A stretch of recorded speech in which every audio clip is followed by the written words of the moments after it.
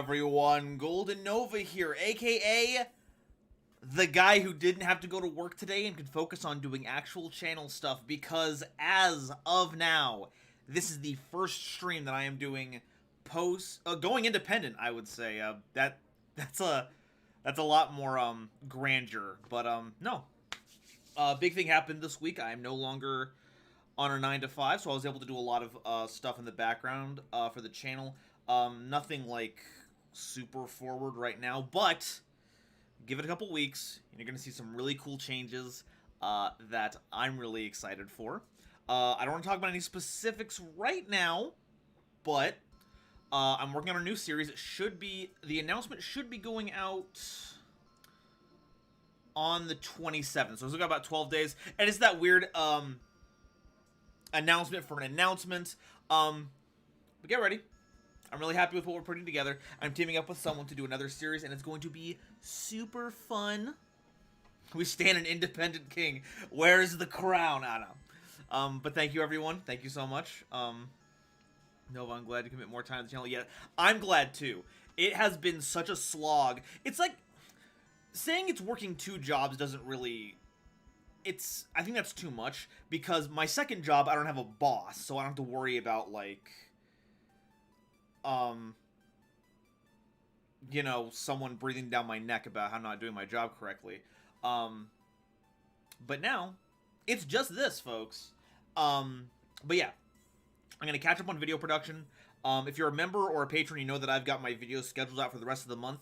I'm gonna try and catch that up. That way, when November rolls around, once the October Halloween 24-hour stream is done, I'll have a new updated schedule should be another video every week for you to enjoy, and a more broad streaming schedule, but I haven't figured out like times or anything like that one, and the content is going to be up in the air for a while to figure out what sticks and what you all want to tune in to watch. So don't expect any changes till early November, but just know that I'm working on a lot of stuff in the background to make everything a lot better. That's a big announcement right now.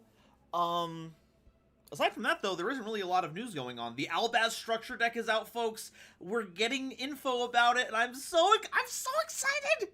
I'm so excited. I can't wait. And how dare they post 4 very good cards to show all of us, very neat little lore tidbits, but then keep the cover card completely in the dark. I'm so upset. But that means there's more. And that means there could be more than one thing. And I am excited.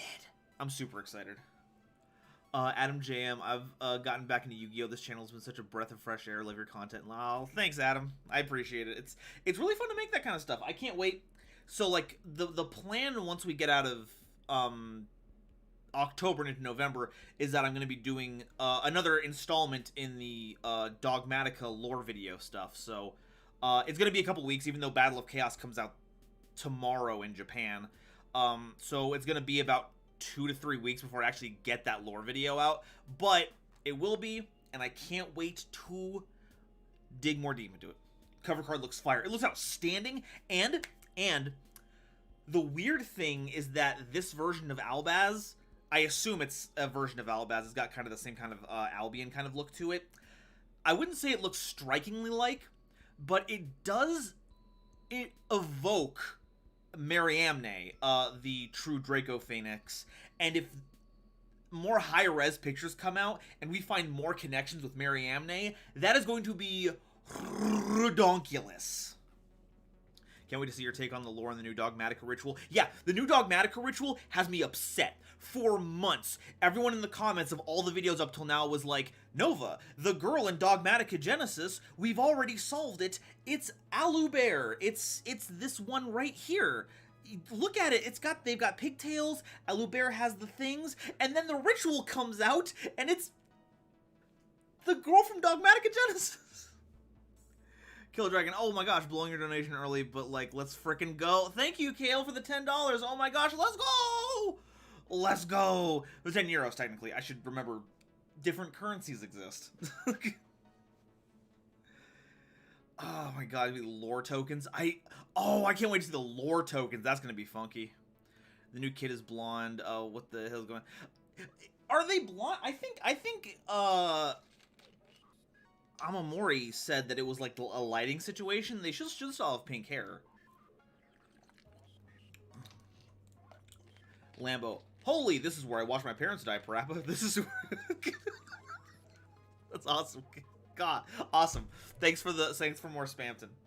I've been wanting to build an Albaz-based deck, and now Structure's coming out. Yes, finally, things that tie all of it together. We finally have a bunch of cards that say Fusion Monster that has Albaz in its fusion material, something that actually clicks them. It's so good.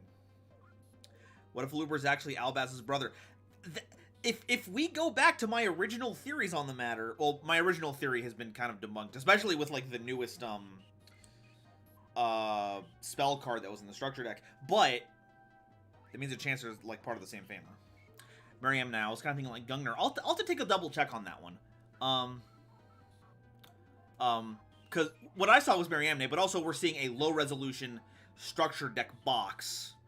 So yeah, there could be Gungnir stuff. If it's Gungnir and Mariamne, I'm going to double flip my stuff. Okay, hopefully the euro is higher than the dollar. Haven't checked in a while. Hey, regardless of the conversion rate, many thanks, Kale. It means a lot to me that you would support me like that. And from all the chat discourse, I can only deduce that Yu-Gi-Oh! Has too many Dargans. Based opinion. Couldn't agree more. Too many Dargans. They made worms, and there's still too many Dargans. No, she's blonde, I swear. Okay, well then she's blonde. That's weird, though. Why would that happen, then?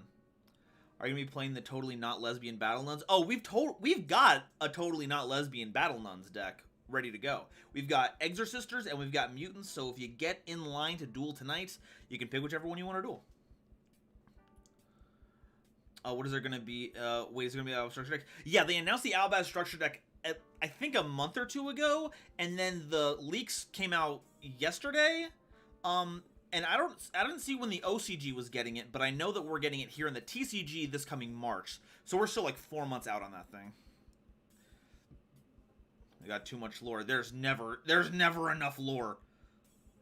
Always, I feel like the new ritual could be revived relative of Ecclesia since they look similar but still different. Could be. I won't say no. Why no Albaz Jerry Beans Man fusion? I need my green bean buddy. Greeny beanie buddy. Hurry up and give us more lore. Exactly, Nez Games. Exactly. Dragons are cool. No more Dargans. You know what? That's fair. Me archetype win. Now. We have the Kale archetype right now. It's, I don't know what it does, though. Konami hasn't sent me, the preview images for it. I really think Gungnir would mess things up, since wouldn't that mean there's a connection between Albaz World and Dual Terminal World? I don't think it would mess things up. I think it'd make things a lot more interesting. But we'll see how that works out. Where the redacted is Ojama Lime. I want my little googly eyes dumb dragon on this planet. You two are a little sponge. The mutants are the real lesbians. Absolutely. Okay, so, like I said, Albaz structure deck, huge news, love it. A lot of the other card releases in Battle of Chaos is pretty cool. Top Stock is going to be a very interesting card for me to think about a whole bunch. I don't think Top Stock will actually do anything, but the ability to essentially know what's on both players' top deck, off of a spell that provides no other restrictions, has some implications for things like things that force your opponent to shuffle. Yeah. I want to see each archetype go head-to-head when the Albaz deck comes out. That'd be pretty cool. World exclusive reveal. Let's go. Adam? I did the thing earlier. I don't want to go a further step. I don't want to. Okay, so let's go ahead and watch some... we're going to stop Golden Song right now, and we're going to go ahead and watch some History of Yu-Gi-Oh! We're going to see what's next for those silly, silly boys. And then... we're going to do some dueling in Edo Pro. So let me go ahead and update this over here.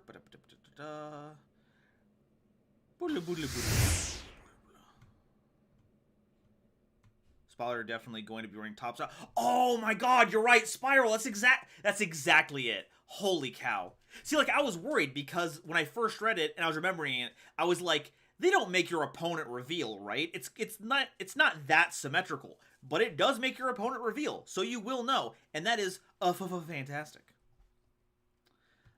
Oh yeah, have we seen Aiden or Ashian since the Rise of the Duelist stuff with the Albaz lore? Aiden, we now have seen Aiden and Theo because they're the new Soul Sword card, and Ashassian, I think, is evolved or / revealed itself as the new Despia with like the really long fingers. I forget what their name is though. Alejandro, thank you for subscribing so much. You said Adam and I look so fast. Sorry, I meant Aiden from the Dogmatica. So sorry. Imagine playing Top Stock over Convulsion of Nature. This post was made by the Make People Rage Quit on DBK. Do they have coding for Convulsion of Nature? Nightcore is more than... But for the purposes of History of Yu-Gi-Oh, it's Nightcore. Okay, I've stalled long enough. Let's go ahead and get this started up here. Have to unmute everything. Continue on our journey throughout the history of Yu-Gi-Oh! The Shining Darkness was released on May 10th, 2010. This set introduced a plethora of powerful new cards into the game, such as Ronin Totem and... What's the deal with the Infernity monster set? Yo, if you don't know about Infernities, you're about to learn some stuff, because holy cow. Oh my goodness. Okay, one sec. I gotta step away from here for a bit. I can't close the door because the house is like heating up, and so all the frames are squishing together, so the door doesn't shut properly. And because of that, a little girl walked in the room, so I'm gonna go kind of shut the door a little bit, and I'll be right back. Who's my little sweetie? Who's my little sweetie?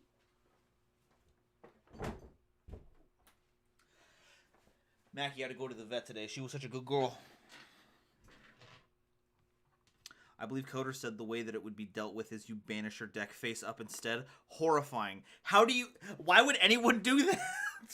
Herald of Perfection, support for the already strong X-Saber archetype in Bogart Knight and Dark Soul, and a brand new archetype that would push the concept of combo decks to its limits. Infernities not once per turn. No, yeah. Both MBT and myself will be traversing the sands of Yu-Gi-Oh's history. Each episode will take a deep dive into Yu-Gi-Oh's past form. Hated Infernities. 2 decks in high school that kicked the pants off me. Dad and Infernity.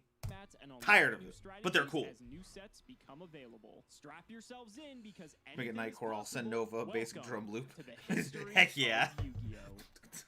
If you want 5% off any singles or sealed product, click the affiliate links in the description and use code SEMO5. Yo, can we get a Nightcore version of Big Shot, please? I will. I'll wiggle to that all night long.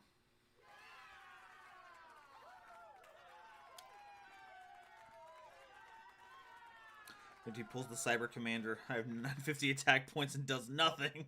Farewell to Edison format, and hello to the Shining Darkness. What you're seeing in front of you is Infernity. More specifically, it is Stephen Harris's second place build from the Washington, D.C. Yu-Gi-Oh! Championship Series. Look at this. On June 17th of 2010. And this is the first format I would feel comfortable calling a combo format. Previously, decks usually won through wars of attrition, one deck eventually coming ahead, with a couple of outliers. In this format, multiple decks summon a whole bunch of monsters in one turn. It is the closest approximation to modern Yu-Gi-Oh! That existed in 2010. Heck yeah, Big Shot Nightcore, awesome. Decks can accomplish. This one was no exception to that rule. Infernity is extremely powerful, and hey, make sense, Kel, no worries. Good cards that came out in the most recent set. Now, the Shining Darkness is notable for a ton of reasons. It contains Ronin Totem and would eventually be responsible for Frog FTK. Oof. It contains X-Saber support, which would eventually be responsible for that deck's functional destruction of the format. And of course, it contains some material for Infernity as well. These cards represent the core of a really powerful Synchro Spam deck that would absolutely wallop anyone who just prepared. Crush that said, everything. Going into the Washington, D.C. Yu-Gi-Oh! Championship Series, we're very much prepared for it.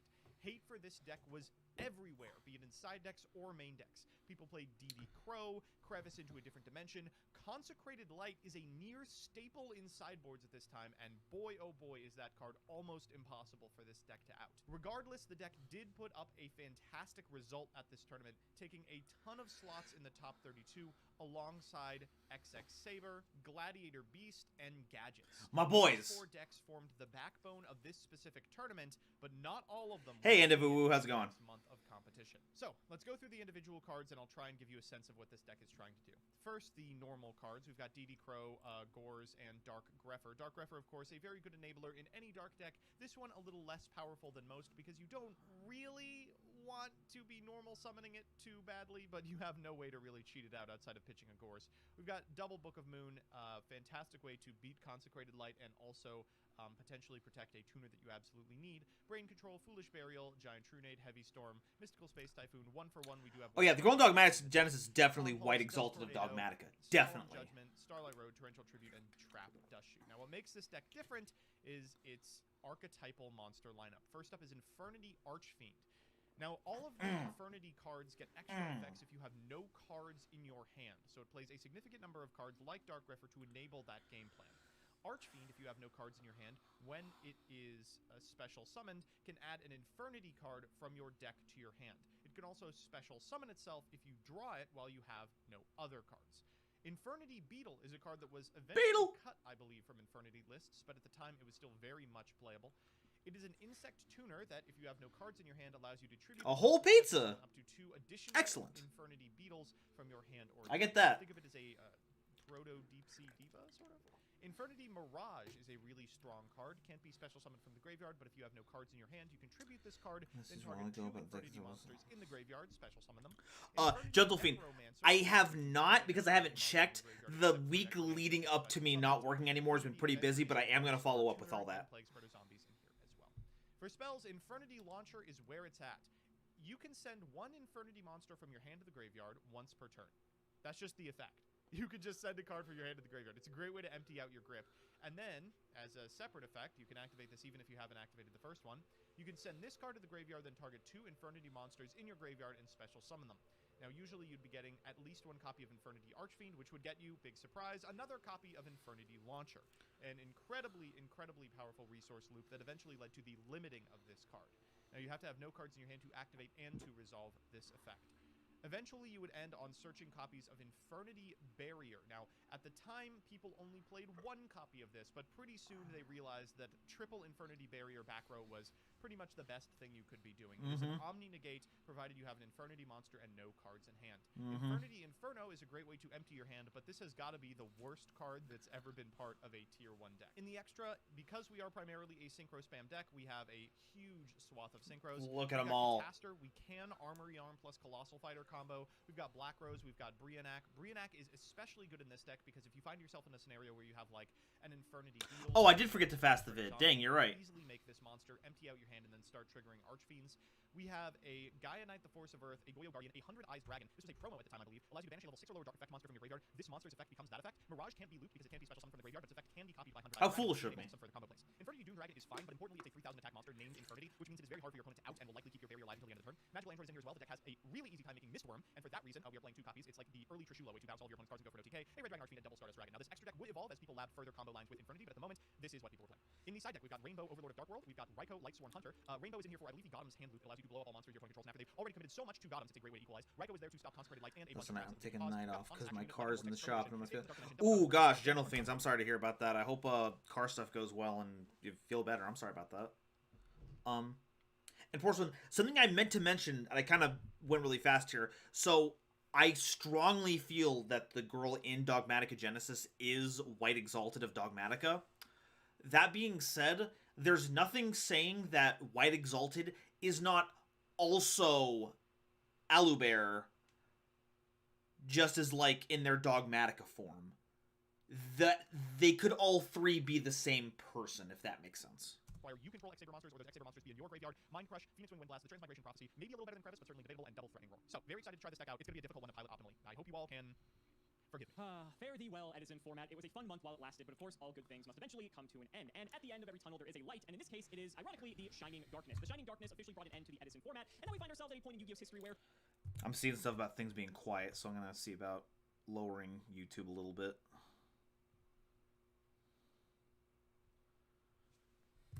We go from this nice, diverse format to a format of about 2 decks. There's some other decks on the peripheral, but for all intents and purposes, it seems that around this time in Yu-Gi-Oh's history of May 2010, we were really just playing either X-Saber or Infernity. Now, there's other stuff like gadgets and some other decks lurking beneath the surface, but we will touch on those in later episodes. So I decided to take up the mantle and pilot X-Saber for this episode. Joseph piloted it a few episodes ago, but we have some new inclusions to the deck, and so let's go ahead and do the card by card. First up, we got 2 copies. Okay, so, Ernie, what's your specific question? DD Crow. This is something that was becoming more and more standard at the time. There was a lot of graveyard-focused decks, and also there was a particular strategy that was becoming more and more prominent that people were wanting to have some hedge against, and so we'll talk about that a little bit later on. We've also got a Morphing Jar in here to reload our hand. We are playing a bit of a combo deck, and so when we do dump our hand, Morphing Jar can help refresh it, so that way we get a fresh 5 to go in again. Rescue Cat is still legal at this point. I don't know how, but Rescue Cat also has some new friends this time around that we're going to talk about momentarily. You remember the 3 X-Saber Airbellum from the previous episode? Just an absolute beast of a card fight, literally, but it's a tuner. It can rip cards out of the opponent's hand. This card is just a monster. We've got the 1 copy of Palomero, the 2 copies of Bogart Knight for additional summons. We have 3 of the new Just look at it. It's X-Sabers. It's incredible. During the end phase, if this card was sent from your side of the field to the graveyard this turn, you can add 1 X-Saber monster from your deck to your hand. Now, there wasn't necessarily a mistranslation with this card effect, more so a misruling on how the rules work. Before, prior to an errata, as a matter of fact, X-Saber Dark Soul, every time it went from the field to the graveyard, even if it was the same copy in the same turn, you would get a search. So you could take one of your Fall Trolls, which has the ability to resurrect level 4 lower X-Sabers, special summon Dark Soul back to the field after you already went to the graveyard, send it off again for maybe... That should not work, though. Trigger it twice off of the same card. So this was one of the reasons that made X-Saber such a powerful deck, being able to abuse Dark Soul in this way, and hopefully we get to do that against Joseph. It's also a level 3 beast, which is important because now with Rescue Cat, you can grab a tuner in Airbellum and a non-tuner in Dark Soul and go into a level 6 synchro. Thank you, Blitz. Rescue Cat. We'll talk about why that's important a little bit later on. 2 copies of Ember's Blade, just great for getting 2 cards that we need, plus 3 Fall Troll. The number of Fall Trolls started to vary and actually lower as subsequent X-Saber builds began to be optimized, and so for now we're on 3 Fall Troll. This is very relevant though because this card is a house allowing you to just continuously recur your monsters. 3 copies of X-Saber Full Helm Knight. This card is another tuner, which is fantastic because this deck desperately needed tuners, as we saw the previous time this deck was run. When an opponent's monster declares an attack, you can target the attacking monster, negate that attack, and this effect can only be used once while it's face up on the field. And if this card destroys an opponent's defense position monster by battle, you can target a level 4 lower X-Saber in your graveyard special summon. This pairs very well with Book of Moon specifically because not only can you blank their battle phase, but then Full Helm Knight can get in and actually generate you a plus. That way you can start going into synchro plays. The card's actually not that bad. And then lastly for the monsters, we have the one and only Ragigura. Unfortunately, it is not as prominent as it used to be, but a 1 of this card is still not bad. For the spells, Double Book of Moon, Brain Control, Cold Wave is just nasty in this deck. I mentioned the level 6 synchro play you can go into off of Rescue Cat. If you go Cold Wave and then Rescue Cat into a Airbellum and Dark Soul, you can go into a copy of Hyunlei, which can then nuke your opponent's back row, and Dark Soul will trigger since it's sent to the graveyard, which means you actually broke even on advantage in that exchange, aside from using the Cold Wave, of course. But you probably plus because you nuked your opponent's back row with the Hyunlei, so that is just nasty that you're able to pull something like that off now thanks to Rescue Cat. That's why this card eventually gets banned. We also have a foolish Horrifying. I love it. Mind Control and Brain Control are good because we do have a lot of tuners to access now between the Full Helm Knights as well as the Airbellum. We've got My Body as a Shield in here as well to protect our monsters. We have a Mystical Space Typhoon, a 1-for-1, and 2 copies of Upstart Goblin to play a 38 card deck. Verdi Traps, Double Dust Tornado, Triple Gothams Emergency Call, and a lone copy of Phoenix Wing Windblast. Pretty extra deck. We're playing a bunch of cards you've seen up until this point. We are playing the Colossal Fighter, Armory Arm Shenanigans, and then we're playing some X-Saber specific cards, although Airbellum's technically generic. With the Airbellum, we've got 2 copies of Gothams, which we can hand loop our opponent with if we're lucky enough to get enough copies of Fall Troll, and then we also have the Hyunlei as well, which is even easier to summon than ever. And then for the side deck, 2 copies of the only one of the illegal summons dark monsters or declare an attack with a dark monster. This card cannot be destroyed by battle with a dark monster. Also, Ultra Force, we're talking about like the deck. I think so. And like not even original dual terminal, because X-Sabers by themselves are just not good, but like the X-Sabers that you see here, Full Helm Knight, Dark Soul, Full Troll, Bogart Knight, none of those, I guess they feature technically in the dual terminal storyline, and if we're talking about in broad strokes, definitely yes. But like original X-Sabers, not at all. So you take no battle damage from that battle. Concentrated Light can just hose any dark focus. The puppers must absolutely be cuddled. Gadget decks running around a right code out annoying things that we can't otherwise take care of. Use Thunder King Ryo for the decks that search a lot, such as Gadget and the like. We've also got a 3rd copy of Book of Moon and a 2nd copy of My Body as a Shield. Double Saber Slash. This card definitely did not see nearly as much play now as it did in the previous iterations when the X-Saber cards were kind of struggling for playability. And then for the traps, we got 2 Bottomless, a Starlight Road, and a Transmigration Prophecy, another DD Crow-esque card of sorts. But guys, I am super excited to bring this to the table. This is gonna be a lot of fun. Joseph and I are gonna be playing some brand new decks, and I can't wait to see what happens. So ladies and gentlemen. Okay, so how can they be 3 people at once? I think at like different times. Because technically it'd be 2 people, because Dogmatica Genesis isn't technically a monster card. Alubear could be the version of them while wearing the Despia clothing. Because I still stand by my theory that the Despias are more the equipment rather than the person wearing them. As supported by Queritus. So the ritual version could just be them without the Despia equipment. Is my idea. It's time to duel. Joseph, don't you already miss Edison format? Like, I don't want to away from this bop. But I sat down for us to record this today and thought, damn, I really just want to play some more. Guys. Oh no. MBT's got the Collins special. We're doomed. Unfortunately, while this upcoming format may look diverse to the untrained eye, it's diverse in the same way that like Secret Slayer's format was diverse. Like yes, you can play a ton of different flavors of monsters, but yes, they are all going to give you an aneurysm. Yeah, I think there's definitely a Shining Darkness in 2010, and it's going to become apparent very quickly, and I think we're going to start to see why so many people kind of clamor. for Edison format to be longer than like a time span of 2 to 3 weeks because the decks we're playing now were the best decks for how long were we? Oh, come on, internet. Yeah, and not all of them. In fact, the deck I'm playing is considerably less good, and the deck you're playing, I don't know. There's also another Spectre on the horizon, which will take people a couple of months to figure out. I guess I would say ribbit, motherfucker. Yeah, I was alluding to that. That's gonna be a horrible episode. Yeah, me too. All right, let's go and shout the patron. It is Edward Shell. Thank you for the support. And Joseph, I'm going to be so kind and let you determine the method of randomization for today's rock, paper, scissors. So how are you feeling, buddy? I like that last one. I'm holding up a number again. What do you think? Odd or even? I'm going to go with odd. Alex, the number that I'm holding up is the number of cards I'll have in hand. 0. 0? Let's go. I think that's easy. All right, buddy. Congratulations. Infernity's going first. Oh boy, this is going to be a very exciting turn 1 for us. Good luck. It's going to be a very exciting turn 1 for the editor. They're going to have to cut out a lot of thinking. Oh, God, they're going to have to Can I neglect to draw my first card? No, sir. That is against game mechanics, so please do so. And for the sake of my sanity and hoping you break, please draw your card. Explosive start for the Infernity player. That's exactly what we like to see. I'll draw anything standby. No. Okay, I will go to main 1, and I'll start by kicking things off with an upstart goblin. That's fine. I'll take my Oh, of course, buddy. And I just wanted to do something. Oh, that unlocks the whole hand. Let's go ahead and summon X-Saber Bogart Knight. Okay, let's see this card. In normal So Bogart Knight allows me to special summon a level 4 X-Saber monster from my hand. Is that fun? Yeah, so with Bogart Knight, I'm actually going to run out a... This is a tough call. I don't really want to run like more stuff into like Torrential if you have it, because that's kind of gross, but I guess I'll run out this Dark Soul. That is fine. There's the boy. Yeah, I mean, it does allow me to kind of hedge against it. It doesn't give me any more damage, though, which is fantastic. So I'm just going to swing for 19 here. I will take it. And then There we main, go. I like what you did, so I will also set a pair and pass to you. Right, end step, I'm going to Dust Tornado targeting this card. You fool. It was my mystical space typhoon. Would you like to go again? No, I'll drop it. Okay. Okay, here we go. I'm going to activate Infernity Inferno. What the fuck is this? I don't think I've ever seen this card. Yeah, get excited. This is a card and a half. So you get to discard Horrifying. 2 cards and send the same number of Infernity cards from deck to grave. I can see why early Infernity builds would play this, I guess. They played this one the whole time. Okay, we're going to send Infernity Beetle and DD Crow. Sure. And then we are going to bin Infernity Necromancer. I know that one. And Infernity Avenger. Okay. I'm familiar with this one, too. See, I'm still with you. I'm going to activate Foolish Fairy. All right, so we're going to get another dump here. Is this All right. Unfortunately, it is not. This is where I go for the Plague Spreader Zombie. Ooh, okay. Interesting. Oh, it's another card out of the hand. Put a card on top. And then I'm going to set 1 and pass her. Okay. Okay, so... Oh, it's an Infernity Archfiend. At the very least, the Please tell me it's an Archfiend. Then you can trigger Avenger. All right, I'm going to Dust Tornado this in the end phase. Right, it is Heavy Storm. Okay, we don't need that. So then we will draw. The Plague Spreader is only 200 defense, which is fantastic. I'm going to go ahead and normal summon X-Saber Full Helm Knight. That's fine. Now we just have to not die. But unfortunately, I don't. Kill Knight would be nice to make here if you actually had some back row for me to pop. Yep. That's annoying. All right, I'm going to sync up here. I'm going to sync up the Dark Soul with the Full Helm Knight, and we're going to go for a good old Goyo Guardian pre-errata. That will trigger my Dark Soul in the end phase, so I just need to remember that. I mean, what am I scared of at this point? You can get the Avenger from your grave, which is annoying, but it's not like the end of the world. You have no cards at this point. You've used the Plague Spreader, so it's going to get banished here. Yeah, I guess I'll just go to battle. Let's hit with the Bogart Knight. Sure. And then we'll hit for 28. Sounds good. Second main. The Archfiend manga had Dino Mists? What? And with the Dark Soul, I love that. Yes, I will grab a fault.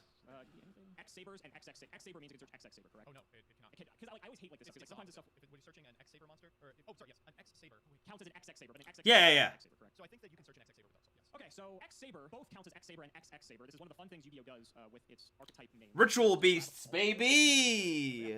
And I will throw it over to you, my friend. Comments. He lacks critical information. It is time to perform my handless combo. Boom! Archfiend! So I'll trigger the effect of Infernity Archfiend in my hand. Because I have no other cards in my hand, I can special summon this card. And when this card is special summoned from my hand, I can add an Infernity card from my deck to my hand. Must have 0 cards for that one as well. We're gonna grab Infernity Launcher! Pretty good. It is decent. Did we not send Mirage? Boy, I'm dumb. We'll activate Infernity Launcher here. I'm gonna declare the effect of Infernity Launcher. I will send it to the graveyard, targeting the Infernity Beetle and the Infernity Necromancer. Okay. Alright, so we're gonna grab Beetle, we'll grab Necromancer, and then... excuse me, sir. What?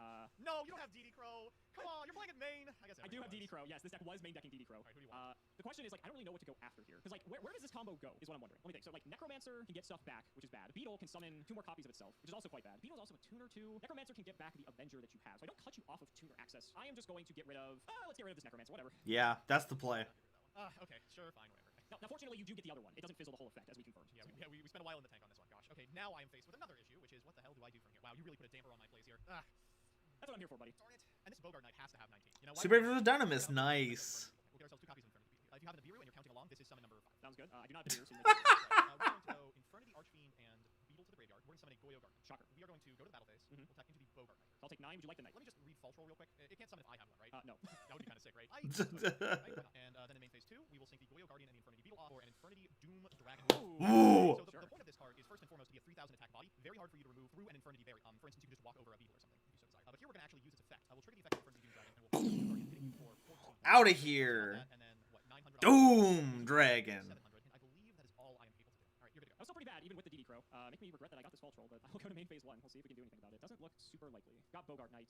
You're drawing it for turn with just 1 card, which to be fair in this deck is very scary. I was gonna say, like, obviously it looks like I'm way down on cards. If I draw an Archfiend, a Launcher, a Necromancer, or like a Call of the Haunted type effect, Explodes. I would say I have probably 10 draws off the top that would need it, even if you have the I think my best move is to probably set 1 and throw it over to you. Alright, I will draw for turn. I will to the top of my deck Archfiend number 2. Please don't. Please don't. I didn't get it. That'd be crazy. Right? Yeah, I don't know what it is, but I imagine it's something stupid. You gonna knock me, buddy? Could Infernity Doom Dragon here just to be safe? The only thing that plays around, I think, is Raikou. It does play around Ember's Blade, I think, doesn't it? There's no way around Raikou. I'll just go to combat here. Bogart Knight into your monster. It is a Dark Soul. Sure. Okay, glad I didn't do that. Let's go again for 3.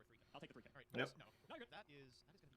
Happy to hear it. End phase, actually, excuse me, let this back to the top of my deck. Yep, need to get my Dark Soul hit. I will grab a lovely copy of Bogart Knight. Yep. Shuffle up, and now I will draw for turn. Okay, that's... Okay. Main They one. can go somewhere now. So we're going to start by bringing out a Bogart Knight. I'm going to use the effect to special summon an Emmer's Blade. Okay. Then you already know I have this Fall Troll, so we're going to bring him out as well. So I do. I'm going to use the effect, and I'm going to target my Full Helm Knight. That's unfortunate because the card I drew off the top of the deck is actually Oh, come on! I'm so sorry, buddy. That's rough, but You know what? It's fair. It's Ah, fair to me, so there we go. So I guess it's only fair that it reciprocates. Okay, well. Okay, never mind. This is fine. We are a bit of a sitting duck here. I was actually going to be able to turn this board around, but it looks like that's not the case. I will go to battle here. I will. No, just link 3. You have a card in hand. Make Unicorn. Come I on. actually have a play here. So I am going to. You said it. I am actually. But the synchro version for me. The Bogart Knight. Take your I think Simo. Oh, Simo is. and I'm going to get Simo's gone on this one.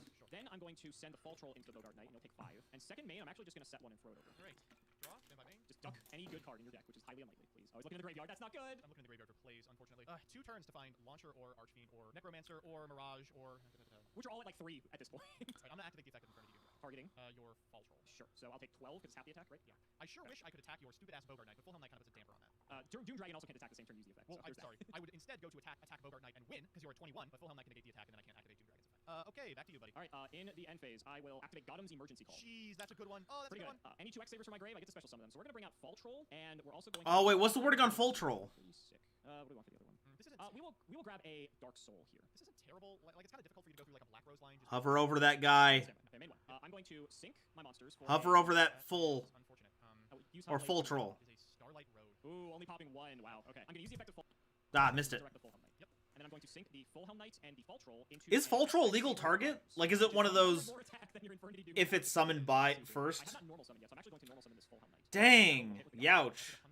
I will bring back the Avenger. And that makes this Avenger a level 8. Yeah. I don't know if that's gonna matter, but you know, good. And then I will go ahead and swing with the Full Helm Knight into the Avenger. Yep. And I believe you have got it. Check the Yeah, top. All right. Whoa. Yeah, top good? Yeah, would've done it. Dang. Holy shit, that would have done it. Oh All my right. god, what a game 1.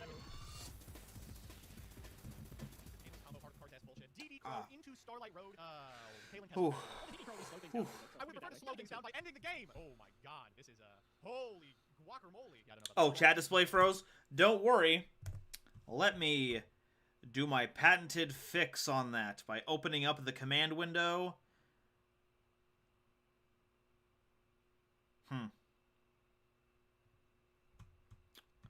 Huh. Weird. It's just not displaying at all, huh? Must be special something economics in other ways. Okay, well, I forget if that would have changed anything, but I feel like that would change a lot considering what Full Troll does for the deck. But oh well. It is what it is. Okay, this does not look like an Infernity opening, at least anything that I've seen. Anything to stand by? No. Okay, so I thought that this card that I was about to summon actually had an effect that does something completely differently than I thought. So I'm going to leave Foolish Burial. So off the Foolish. I still don't get Infernity monster set in the spell trap zone. They don't? What do you... Launcher is a continuous spell. That goes in the spell and trap zone, but it's not a monster. Burial. I'm going to go ahead and dump myself a copy of... Well, I mean, I guess I can get any of these. That'll be fine. It's funny, I want to dump Air Vellum, but you actually want no cards in hand, so I'm kind of not really incentivized I would to do that. appreciate an Air Vellum. Yeah. Then we will go ahead and normal summon this Full Helm Knight, which I thought special summon from deck, not the graveyard. God, can you imagine? That would be so busted, but it does not. We will attack. Unfortunately, it was an Infernity Archfiend. I should just normal them and attack. Okay, this will trigger. I will get the Dark Soul, but it's not really going to be doing much. It's really just to get the value on the field, if anything. I will go to second main. I could make a synchro play here, and I'm kind of feeling like I should, but I don't know what your back row is. Only got a few options in the 6th department. Yeah, you know what? Let's just go for it. Let's just make the Hyunmei go after the set. All right, it is Godum's Emergency Call, so I'll be taking those bad boys back. If you don't mind. Yo! That's nasty. Yes. How does that work? Did the Dark Soul already trigger? You do when get you the Yes. Okay, that's what I wanted to do. Later, you would not have gotten the Dark Soul because this Yes, card is because essentially it a triggers specifically in the end phase. Yeah. Yes, that's right. Okay, all right, so this gives you synchro for a 6 of your own. I think I have to do this just so you can't just get like free fodder on the field. I'm going to mind control my Full Helm Knight.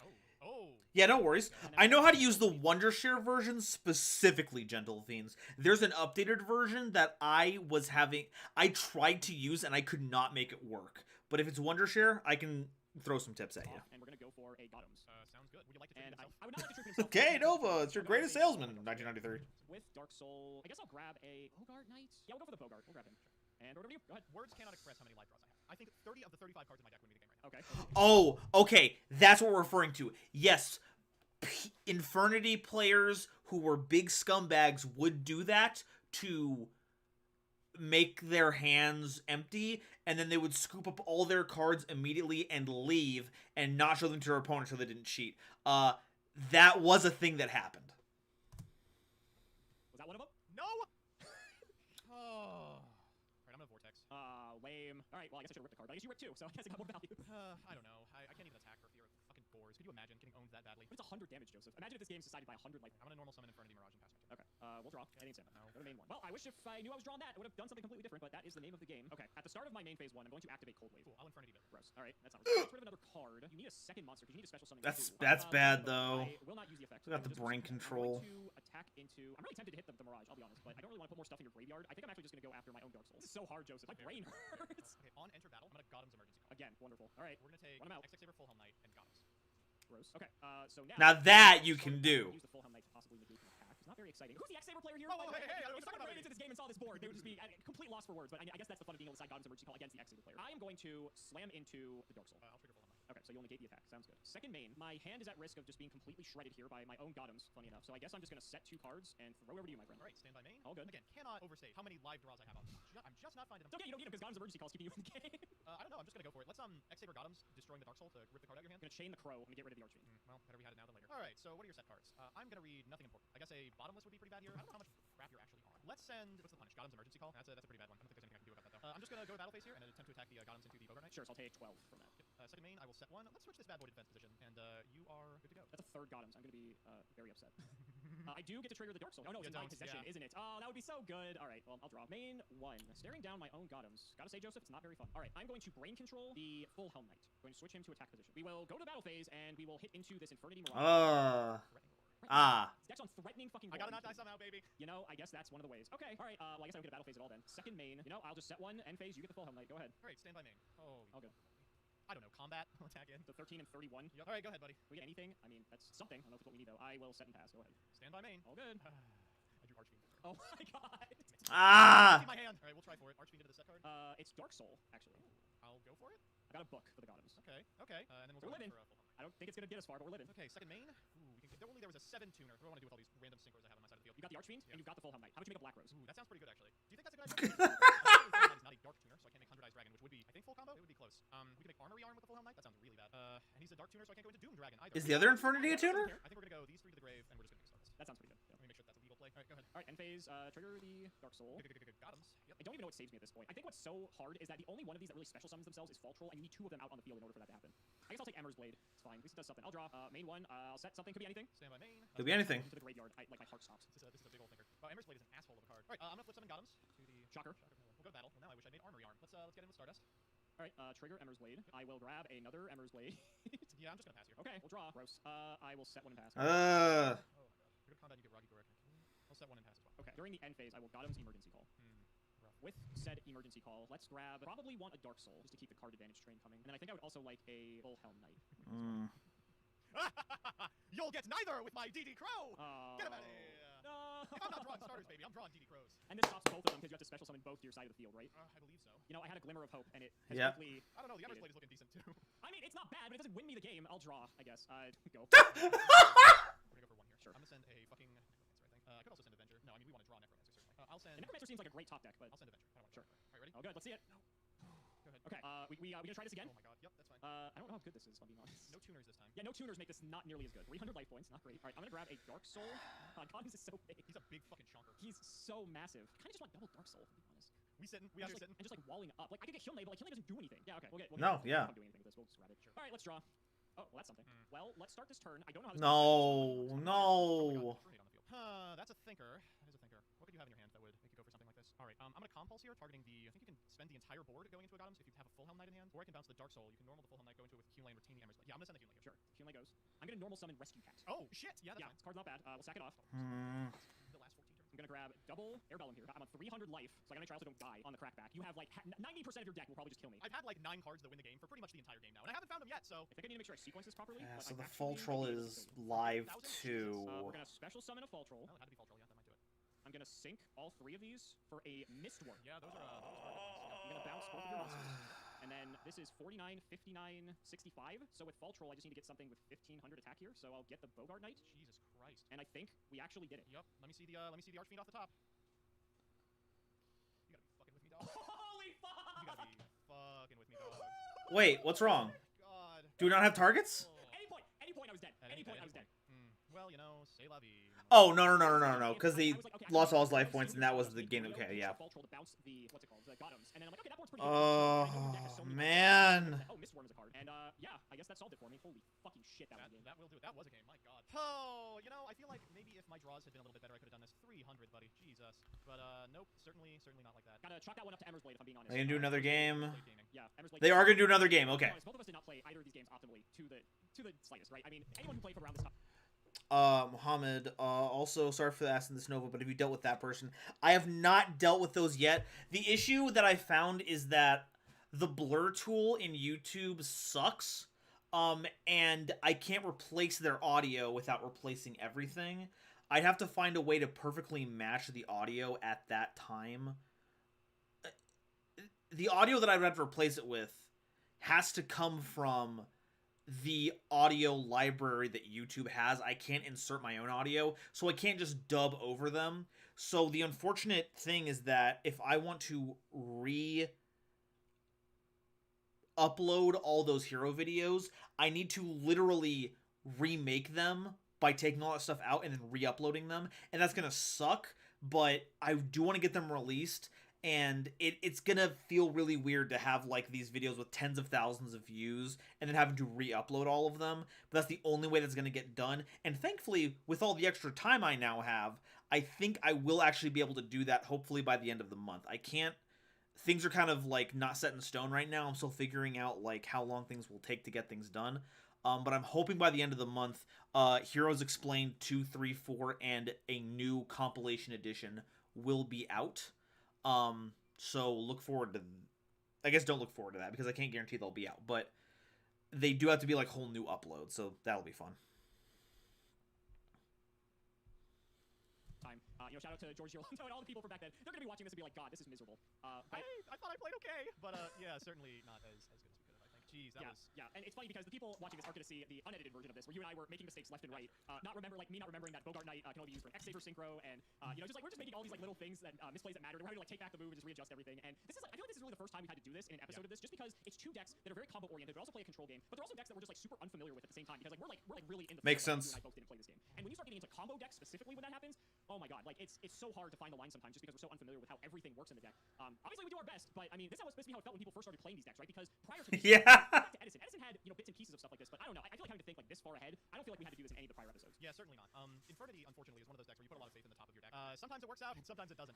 Game one, I think we did have a pretty sick play game one that unfortunately just got a little bit interrupted. Game two was basically just carried by Gotham's Emergency Call. I'll be real with you. Pretty much none of my own work on this one. But I think these games showcased one thing that was just everywhere this format, which is everyone was playing DD Crow. Yeah. DD Crow is so unbelievably good, both against Infernity, it's decent against X-Saber. I think Nova sucks, all this happens. Yeah, it's bad, but it happens. It just ended up being played by everyone. And I mean, you saw in these games how absolutely powerful it was as an individual card. It prevented you from dying. It prevented me from dying to the first Gothams. It took the second one to take me out. For that reason, a lot of the decks like Infernity that are a little weak to this card just kind of peter out after this. Certainly, it's still around, but the story of the format after this event, this Washington DC Yu-Gi-Oh Championship Series, is like yes, Ultra Force. All the other ones, technically, mini Apex Avian. I will go and let you go first since I took the last one, and let's see how this game 3 peters out. Maybe you just get the full combo and just annihilate me, similar to how I did actually in the last Edison episode. They called it Edison format because that was the city's name that the format's like only big tournament took place in. That's why it's called. It's not Edison named after the inventor Thomas Edison. It's a city in the United States. That's why. This is a decent one. I'll pass back to you. We'll draw. Wait, hold up. I forgot my 6th card. Oh, that's good. It's stand by. I'll let that. Okay, sure. It's a pretty decent hand actually. It's not like fantastic, but you can just at least see what I'm working with here. This is not great. It's not great, but it buys me some time. Wow. Transmigration Prophecy. Huh? Dark Soul. Let's go for Air Bellum here. Yeah, I think between that and Dark Soul. I think No. Calamuro, buddy, I'm gonna make you regret that decision. All right, we'll shuffle up. I will set a card. Could be anything, and I will set 2 back row, and we will throw it. I guess I'll just set 3. You know my hand, so whatever. Stand by main. I will go Infernity Inferno. Okay. Still can't believe they played this card. I am going to pitch Avenger and Beetle. That actually seems pretty good. All right. We're gonna send Archfiend and Archfiend. Okay. Next up, I'm going to summon Infernity Necromancer. Gross. It's shifted to defense. Yeah, that's fine. Oh, activate Necromancer targeting Archfiend. It actually doesn't target. It looks like. Wow, I think it's pretty sure. No, you have to have no cards in hand. Special summon it. Well, in any case, whatever the outcome is, I do have Transmigration Prophecy. You already know this. Sure. What would you like to send back? Both Archfiends, please. You got nothing in hand anyway. Yet. Let me see if. Oh, I can't activate Necromancer until I have no cards in hand. So we'll set that. Okay. Well. Okay. There you go. So yeah. Let me see if this actually does target. Necromancer does not target. That's pretty sick. Like a cursed hero archetype. Ooh. Anything at res? No. Would you like to get 2 more Beetles? I would. We'll go for Beetle and Beetle. Merged. How do I want to do this? Let's Activate go Beetle. 5 and then go to a 7. Go Beetle and Necromancer to the graveyard for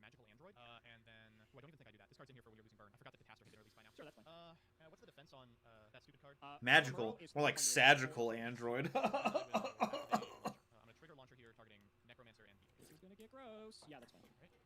And then I'm going to Necromancer. We're gonna grab. Is it Avenger here? God, these levels just don't stack up correctly. Let's grab Avenger. Okay, and he's just level 1. We'll go Necromancer and Beetle into Magical Android. Yeah, that's probably fine.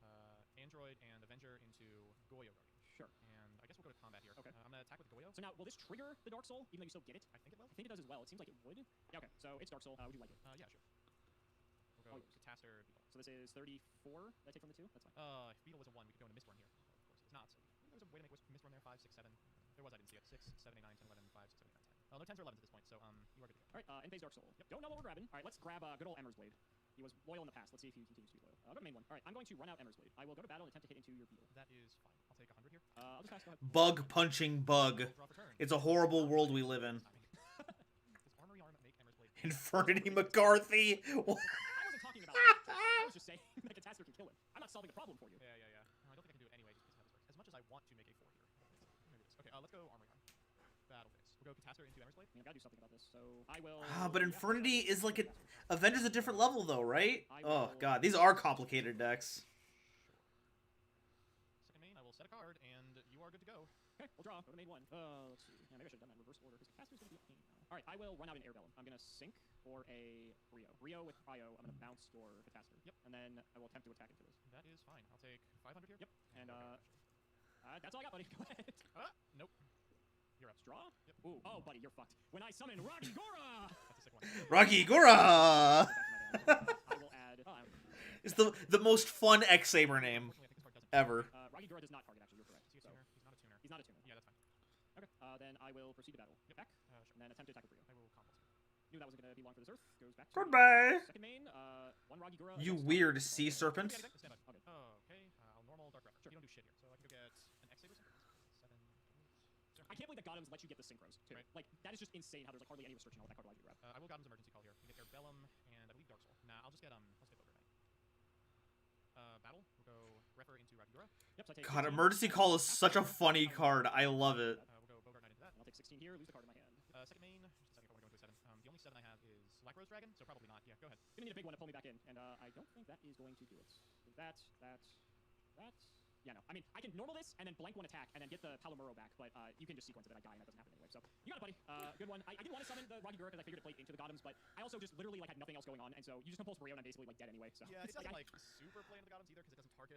Man, I thought the Infernities would have this wrapped up, but hey, you know, when you got a deck that plays like that. Okay, well, let's go ahead. That was fun though. That was fun. I really liked watching that. Let's go ahead and. Oh, you know what? You know what? I've done all of this. I never actually opened up Edo Pro. Wow. Good streaming, Nova. You're the best. Okay, let me go ahead and is this all set up here? Okay, cool. Let's go ahead and okay, this is what we are playing tonight. This is the mutant deck we've got here. A cool tech that I saw was there can be only one because we have a lot of different types in here, and it's funny to lock out decks like Drytron. Whoopsie doodle. Dun dun dun. Think he's a rapper and goes, let's go. Gosh. Okay, so that's mutants, and we also have Exorsisters. I'm gonna test to see if Dinotherium forces the activation of your of the Exorcister summons, because it's one of those your opponent special summons a level 4 monster from either graveyard. So that's gonna be part of a test thing to see if that helps. Because if so, that's the perfect rank level 4 material for Exorcisters to work with. So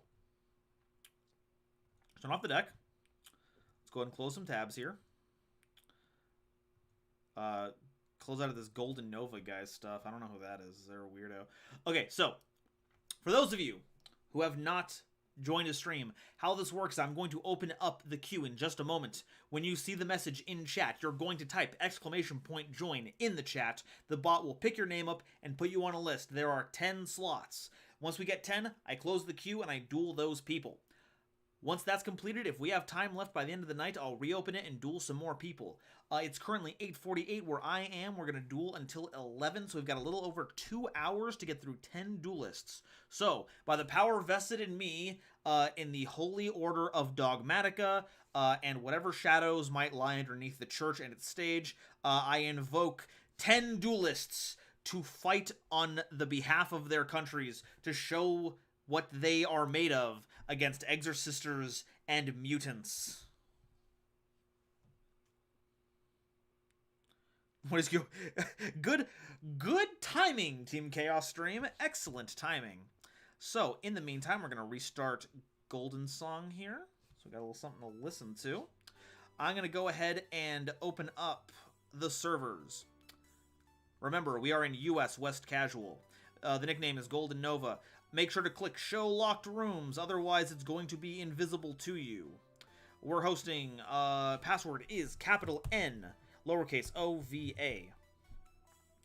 And notes, come join the stream on YouTube if you want to duel. Bam. Okay, the room is open. We have, I'm showing 9 people. Do we get the 10th? We've got 1 position open.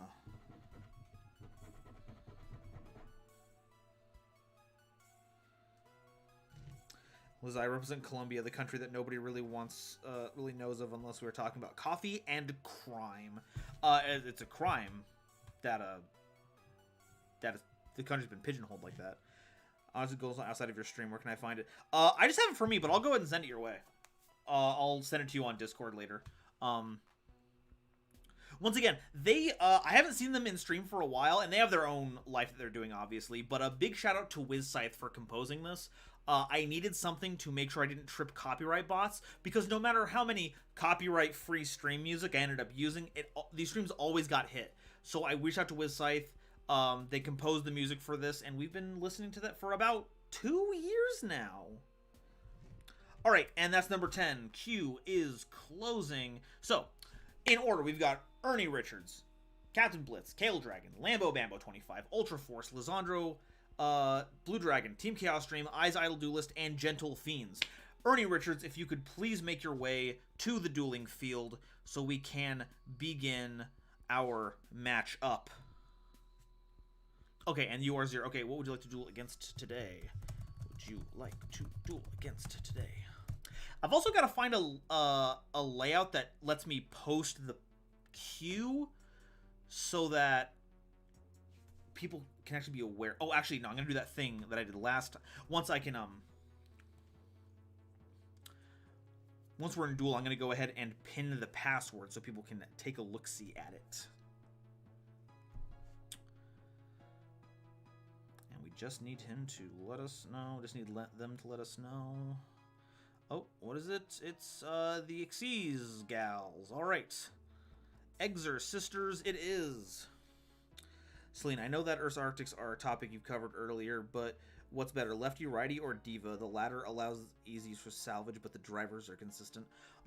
That's a good question. I'm partial to lefty and righty because I don't know. I guess I just am. We're playing Exorcist. Yeah, we want to go first with Exorsisters.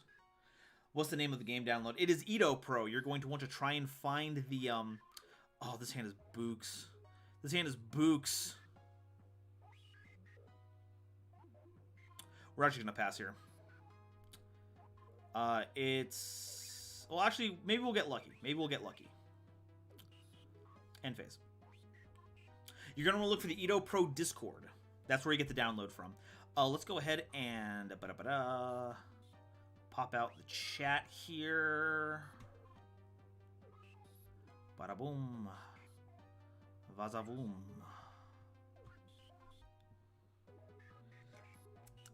Diva makes sense. Yeah, it is water, and you do have a lot of Earth's Arctics that you can recur with salvage, so that makes sense.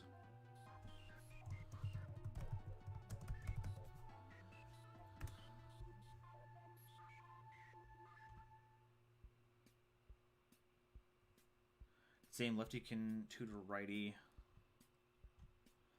in a pinch, but Diva does have its own search spell. Yeah, so... Oh, Altergeist. Oh, no! Now the Nibiru's in my hand are completely worthless. Oh yeah, we're done. We're done. We're out of here. Ah. Once again, double or nothing stuck to my hand.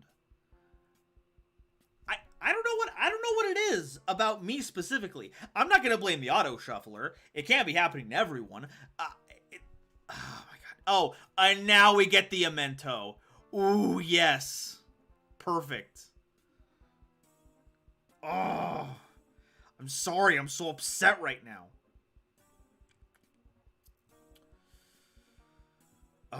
Okay, it's fine. We're just gonna live our life here in this town called the Orbital Platform.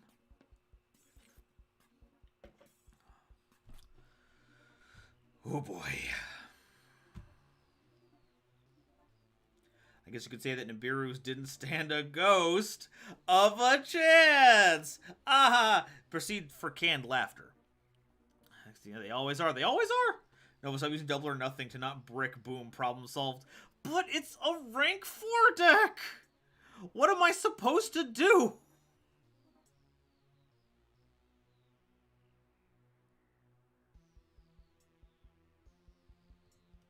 Oh, you know what's fricked? I can't actually use a Mento because they're all warriors and rivalry locks me into... Oh, that's bogly. Oh, that's so bogly. I despise this. I can't play right now. Fool, you walked into my trap. I wouldn't be able to use the card anyway. I was stuck to my hand whenever I play Unchained in Edo Pro, so maybe it is the shuffler. Run Moki Moki, you never lose. You know what? If you play Moki Moki, then your opponent loses the will to duel. It's science. Have you ever seen that episode of GX where the really chill guy plays Moki Moki? That's just science. Yu-Gi-Oh! GX is a documentary. Play Magical Mallet and shuffle back double cap. Brick hands. Just play Magical Mallet. It's just a mulligan. It's that easy, folks. Okay.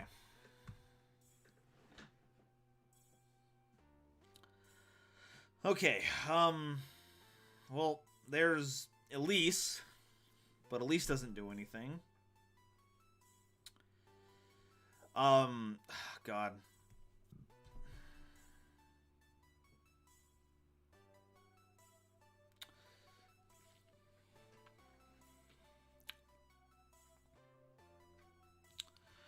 We don't have any rank 4 spellcasters either. We don't have anything we can go into. Boy, this sucks. Boy, this sucks. The documentary. This is genocide. Throws the son of the Exorsisters. Oh, gosh. Legit, first deck I built in paper was Moki Moki OTK. Yo! Reject modernity. Embrace Moki. Moki Moki should be on the next ban list. No duelist should be that chill. Not at all. Nick's Cruiser will be playing Mutants in the stream, or did I miss it? I will be playing Mutants whenever someone wants to face it. The idea is that whenever they come into chat, they let me know if they want to duel which deck I covered in today's video, or this week's videos. So we'll hopefully be getting a nice mix of both of them.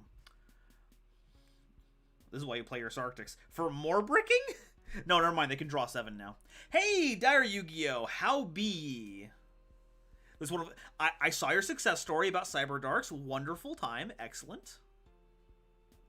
Exorcister, Carpet Abel. Oh, God, this doesn't do anything. Normal summon. Battle phase. Attack the Mel you seek for some semblance of control in life. Get hit with the Konkiri.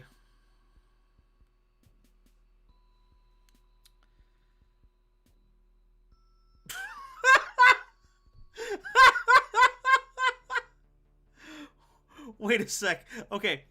If this card's first one, you can special one face up on your controls. Negate the effect. Yeah, you know what? Take this. Double or nothing on the Elise, baby!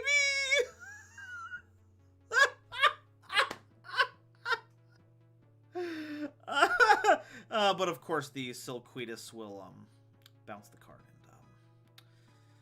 and it actually won't matter. But at least we got to do something funny, so I will take that. I will enjoy that very much, and we will proceed to lose. Oh yeah, that was wild. I started to notice my vids do god awful in the first 3 hours, then pick up some more time goes on. That might be because your viewership is online later. You might want to think about changing when you release your videos. But that's unwarranted advice that you didn't ask for. My apologies. You see God's playing with doubles. God works in mysterious ways. Sometimes you top deck the double or nothing because your opponent's playing Altergeist and they hit you with Konkiri. It's the only... It's what they willed. Hello, cool YouTuber known as Dire Yugioh. How are you doing this fine evening /day/night? Oh, great. Now Liz is talking like Spamton. Corey, rest in peace. I'm gonna rest in several pieces, buddy.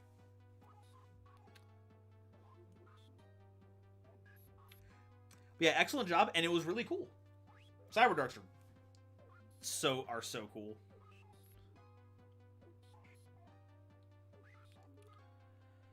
They have too many inherent problems to actually be like a top tier deck, but God, they're so cool. God, they're so cool. A machine that grabs dragons and grafts themselves onto their body to make them a cyborg dragon? Excuse me? Yes. I'll take 30.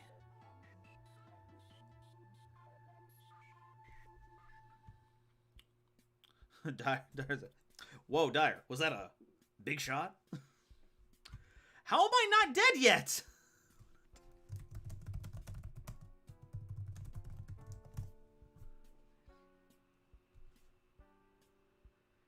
You have lethal! Did you purposely not attack me with Prime Banshee? There you go. Yeah, that could be good. I originally started uploading at 12 just so Farfa could react to it before progression. But I don't really need that extra boost anymore, so maybe uploading later would be good. Yeah, it's good. Maybe. I call it mercy. I call it... Okay. This is the first time I have to pull the drag shoot on this one, and I'm very sorry. I am just going to pull surrender, though. There are people who are waiting to duel, and I want to make sure they get through as many as possible tonight. So I'm going to do Exorsister versus Altergeist. So sorry, but you had game, and this is specifically why I put that clause in there. I don't want to get caught up in a game like that and stall out. So you definitely got this. Captain Blitz, that means you are up. Let's go ahead and get this, the list updated.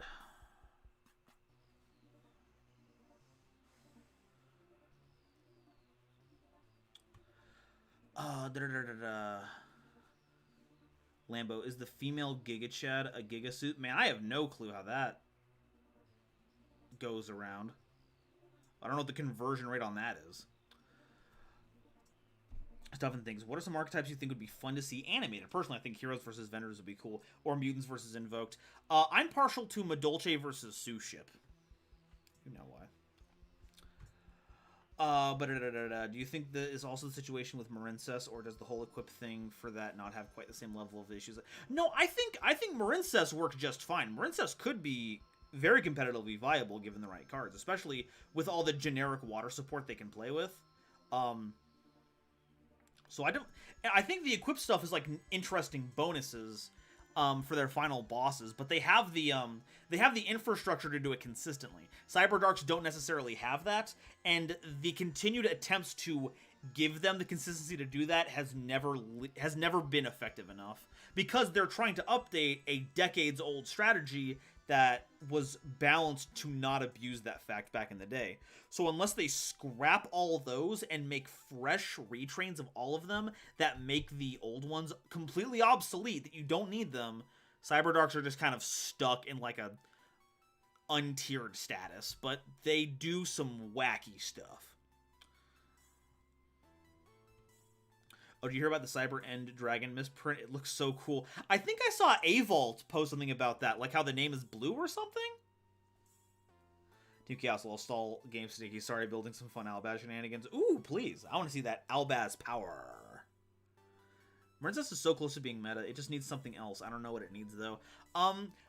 I know Marincess... I think Marincess needs more, like, negates, honestly. They have damage output. They have recursability. They have combo. They just don't have a way to insulate their plays. They have one trap card, which, incidentally, turns into an infinite impermanence if you have a high enough link Marincess. They need something to help get them off the ground, not something to stabilize. If that makes sense. And just to... I don't know if the announcement went out. No, there it is. Captain Blitz! Blitz, whenever you're ready, we will need you on deck for combat. Needs a pop, I think. Oh yeah, I guess Marincess... Do Marincess not have a pop? It might be the same situation where it's like as part of those big trap cards. Blitz might have had to step away, it looks like. We're not getting a response on that. I'm going to give it like another minute, and if Blitz doesn't show up, we'll keep his spot in line. We'll just move on to the next person. It's like... entire wings and underside of it have the shine of the Cyberdark End Dragon rarity, so it's shiny in a way that it shouldn't, and it's dope. Yo, I love when they do that. I love when the rarity... I don't know if it's a print thing. I feel like it'd be a print thing. But I love when that stuff gets put on other cards. It's so cool. Like, obviously, quality of... QA should be as high as possible at all times. I'm not saying, oh, I wish more misprints like this would happen. But, to be fair, they look dope as fudge. They look cool. Like, whenever Maximum Gold did that... Also, I think chat's frozen. Let me try to fix chat with my usual fix. And see if it works this time, now that we're not in YouTube. Okay, there we go. We should be getting a... That should have fixed it.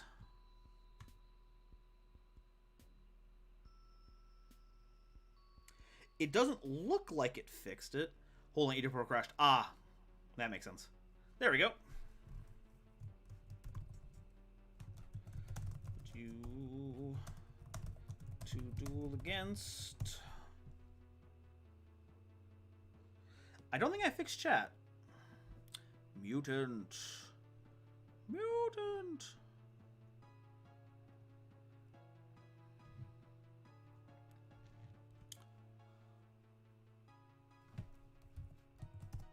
All right, are we going first or second? We're going second. Okay, so we're just gonna... oh, that's bad.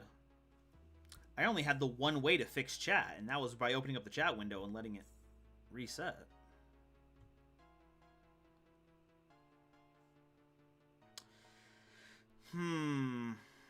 That is unfortunate. Oh, no, there we go. I think I see it moving. Okay, we're cool. Chat's fixed. Cool. Excellent. Okay, it's time thievery. Okay, so we've got both mutants in hand. That's good. Let's go ahead and normal summon M5. Activate M5's effects. And we're getting impermed. Okay, well, that is unfortunate because now that is our entire combo gone. Okay, well, we will just...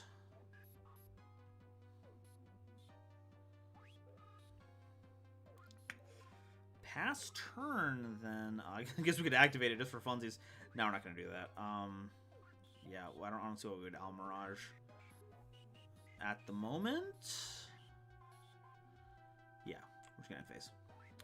Manga asks, what was that Guru with the gun deck list? It was, oh no, it was a Guru Magical Musket.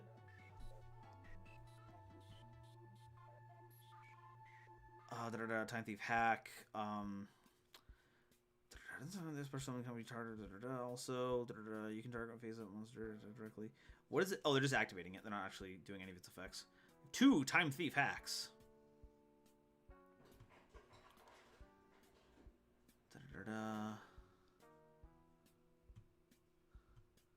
Normal summon successful. Do your thing. It was really delayed. Ugh. Deck is done. Good. Good. You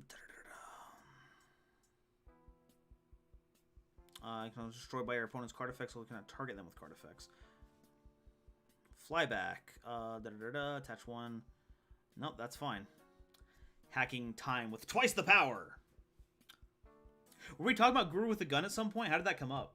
Or did you just find it or did you just find it? What's I'm talking about? I don't know. I call hacks. you should. We can't really use dogmatic upon. I guess it's giving us that info right there.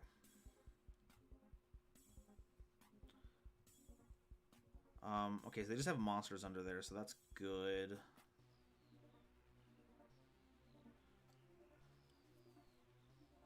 End phase, yes, we're going to activate Mutant Expansion. Use effect on activation, yes. That's a bounce, not a pop. So it's trying to... I don't see why I would use Ash here. Because, like, it can stop it because of the spell thing, but it doesn't have anything attached to it. Okay, so we're going to get the monster one again. MO5. Special summon it in defense position. I saw it in your deck list when you were scrolling. Oh, okay. Then yeah, that's what it was. It was my silly idea to try and find a way to enhance the magical muskets when it just didn't have enough cards to go off. And I was hoping Guru and all the related Subterra stuff would work. As it turns out, it didn't. Mutator. Let's grab Mutator. But it was super fun. And no one can take that from me. Punishment? No, that's fine. That's fine. Opponent's battle phase, just call the next damage to take opponents selected to your instead. Alright, so they have no interaction except whatever they take off the top of my deck. And it is a...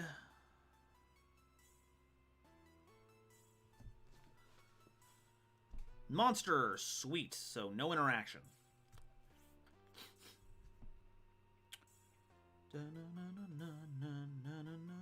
Okay, we're going to special summon a Mutator. What will Warrocks get for support? Man, I have no clue. They already got their second wave, and I cannot imagine anything else right now that would be helpful. Let's go ahead and activate MO5, and we're going to banish the other Mutator we have in hand. Any plans for another Dream Theme video? Loved Amazon's Fusion. In the future at some point, it's weird, like, things that aren't explained videos and lore videos tank super hard. And even if it's like stuff like the let's go ahead and get Beast. Even if it's the dual terminal stuff, dual terminal does not do very good. Which is super unfortunate because I love those videos. But it does make it hard to make those videos with any kind of like urgency because I know I'm falling into a pitfall with it. We want to banish, not Mutant, because Fuse is the only one that we have. Let's go ahead and banish a Cry. That way we can get the arsenal out of our hand. Big B. Enormous B. Summon the... We're also going to summon from deck, but only if you have an odd number of cards in your deck. Outstanding. That sounds perfect. The exact kind of thing. And then we will normal summon a ST46. Activate effects.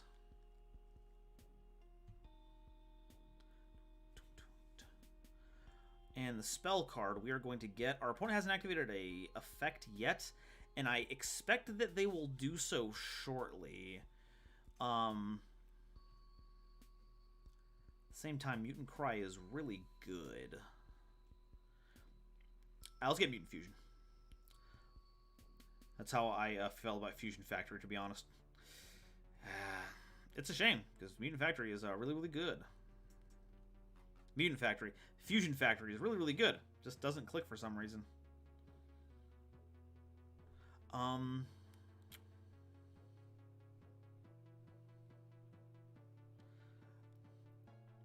Yeah, I guess we're gonna go to battle. Just do Dream Theme on a fan favorite archetype like Invoked. That would bring in the views. It'd bring in the views. We're not in the battle phase yet, so we are actually going to use Arsenal's effect.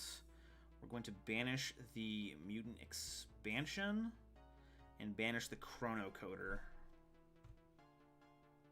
Oh, we are in battle phase right now. Okay. Never mind, I thought we were not there yet. So it's the next battle damage you would take from what is inflicted to your opponent instead. Okay, so we're just going to attack with the ST-46. And then we attack with everything else.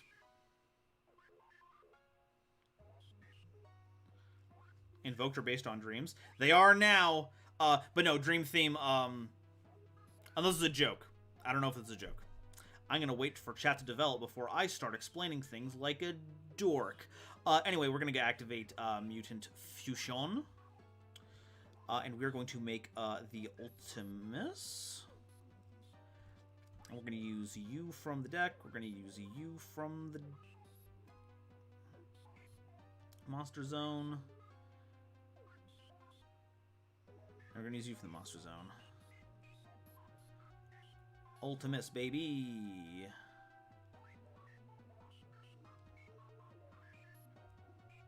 And then we'll activate Beast, banishing the Joyous to get another Beast out of the deck. And that is our turn, folks. I just realized his name is Aleister Crowley, like the occultist. Absolutely. There you go, see? You got it. There's an actual archetype based on dreams and nightmares. Oh, there is. Oh, there is. Ian James, can I join? The queue is closed right now. It fills up pretty quickly after the stream starts.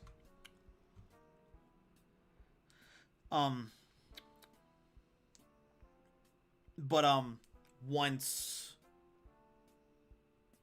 we get through this, it opens up again, so make sure to check back eventually. Dara, I assume that Dream Theme meant they were based on dreams because someone suggested Dream Mirror earlier. Okay, yeah, then so I know that Dream Theme is a video that I did that I was hoping would become a series. It's gonna attack for each material attack attached to it. You can only use this effect once per turn. Let's go ahead and activate your effect. It's a custom card. It's a custom card series that I only made one video of, so it's like, I would dream of this. This would be a cool theme to have. And then we're gonna use Ultimus to banish the M5 and get that banished. So yeah, that's the conceit of the series. So I guess the whole Dream Mirror thing kind of lined up in an unfortunate way to provide that understanding. Okay, they got a set card. And ST-46 is exactly what we want to get because we are going to grab a Mutant Cry. I guess we'll get Evolution Lab. Evolution Lab would be pretty choice. No, I need to get Cry to recycle our level 8s. I haven't given up on spam to Nightcore. I'd forgotten to use FL Studio. Heck yes. We can't use ST-46's effect right now, but we are going to go ahead and go to battle. I got 2600. Let's go ahead and try to end this with Ultimus. Temp Whaler. Okay. This is way too complex to add a backing track and stuff. Oof. Well, good luck. Don't work too hard on it. I know you're sick right now, Kale. Don't push yourself. You gotta get better. We will send you more soup emojis. Mutant versus Time Thief. Woof, that was a game. Alright, Blitz, thank you for showing us the power of time! And now it's time for our next duelist to enter the field. That's right, it's Kale Dragon, baby! The one, the only, the dragonist of everyone here. I don't want to hear any arguments. Kale has proven it. Dragon is in her name. It's right there. So with Mutant Cry, would a mutant sound like an auto-tuned baby? I think it would sound like the 9 layers of hell opening up all at once. That's what I think. Just want to say, does anyone else play Quantums? Not the soup emoji. Is there a problem with the soup emojis? I'm honestly curious. Dire, if I could make any dream support, I'd give Generator some DLC bosses and a new stage. Please, Konami. It's been over a year. It's been over a year. Konami. Where's the season pass?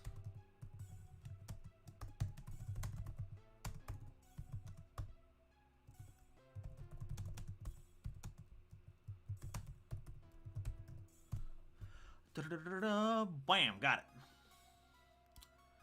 So are we going timey-wimey? It's very wibbly-wobbly. We're gonna go first with mutants. Oh man, this hand is sick. Mutants. Mutants.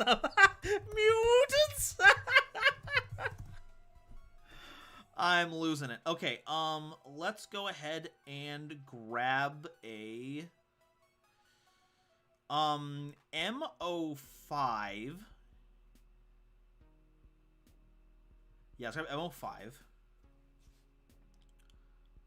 I think a Mutant Cry would sound like every Pokemon cry all at once.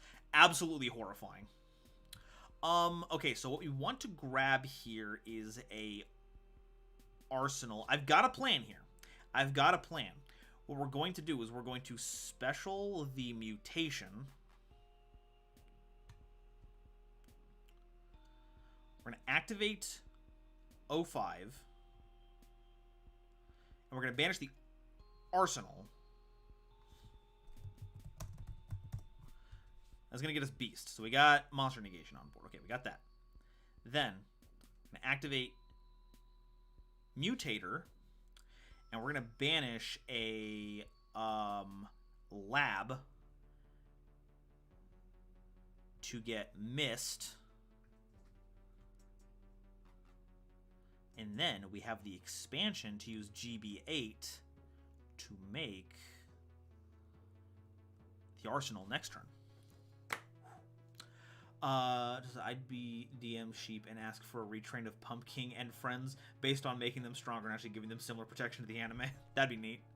Other archetypes that have been memed on for being great for such phenomenal support. Uh-oh. Uh-oh, it's a Cyber's world. Uh-oh, it's a Cyber's world!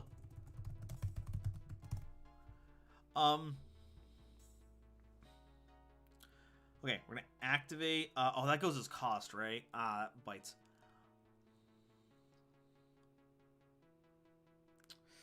Oh, that bites. Yeah, let's go ahead and activate Beast. Let's go ahead and banish the SD46.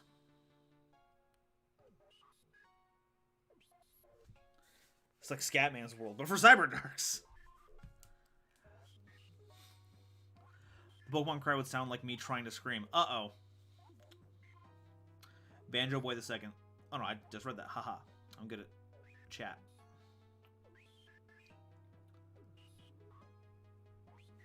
It do be a Cyber's world, though.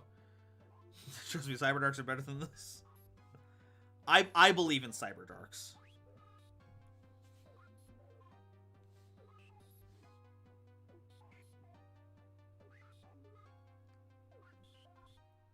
Alright, gotta head out. It was a fun stream. See you, Nova. See you, chat. Hey, see you, Dyer. Thanks for stopping by. Have a good one, alright? So I'm gonna make a Pumpkin Eldritch for Halloween. I run it every year. Yes! Yes! End phase. Yes. Let's do Mutant Expansion. Activate the effect. GB88. Special summon it. It was summoned during our opponent's turn, so we will activate its effect, attributing it and banishing the expansion. The expansion pack to summon Arsenal Gear. We're just going to keep that in hand. It's good banish fodder for anything that we might need later on. You're going to attack mode, and we're going to battle phase. Look, I usually open the one who's going to make the guy. But not this time. This time, you're dealing with the mutant gang. We got Big Beastie. We've got A-Hole Arsenal. And we've got Magical Mist. Why the mutants crying? They okay? They're not okay. They're abominations against the very fabric of reality. They're horror terrors from beyond the stars. Their existence is pain, and they will not rest until you are made aware of at least a fraction of their unending sorrow and destruction. That's how the mutants go.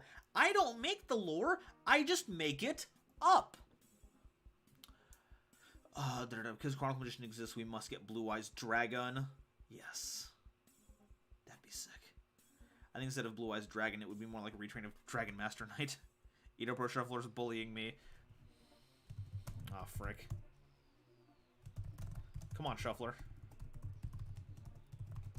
First the double, or nothing. And now this. Makiyu, the Magical Mystery Train. Yes! Coffee, it's bean soup. Oh my god.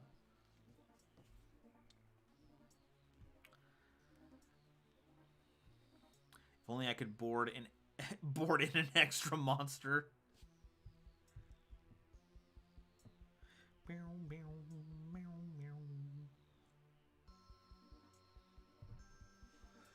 Cyberdark Edge's effect is activating. I don't feel like spending a card on that. Also, mutants can't scratch their backs. I'd be crying too if I couldn't scratch it. No, that makes sense. Cyberdark Invasion.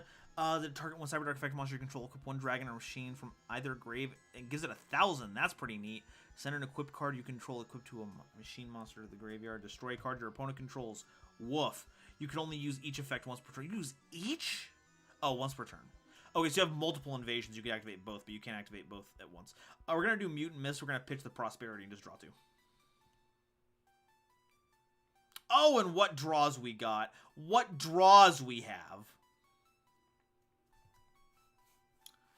Batal Phase. Oh, we can attack directly. Ouchie. Ouchie. Edo Pro-Matic. This confounded technology.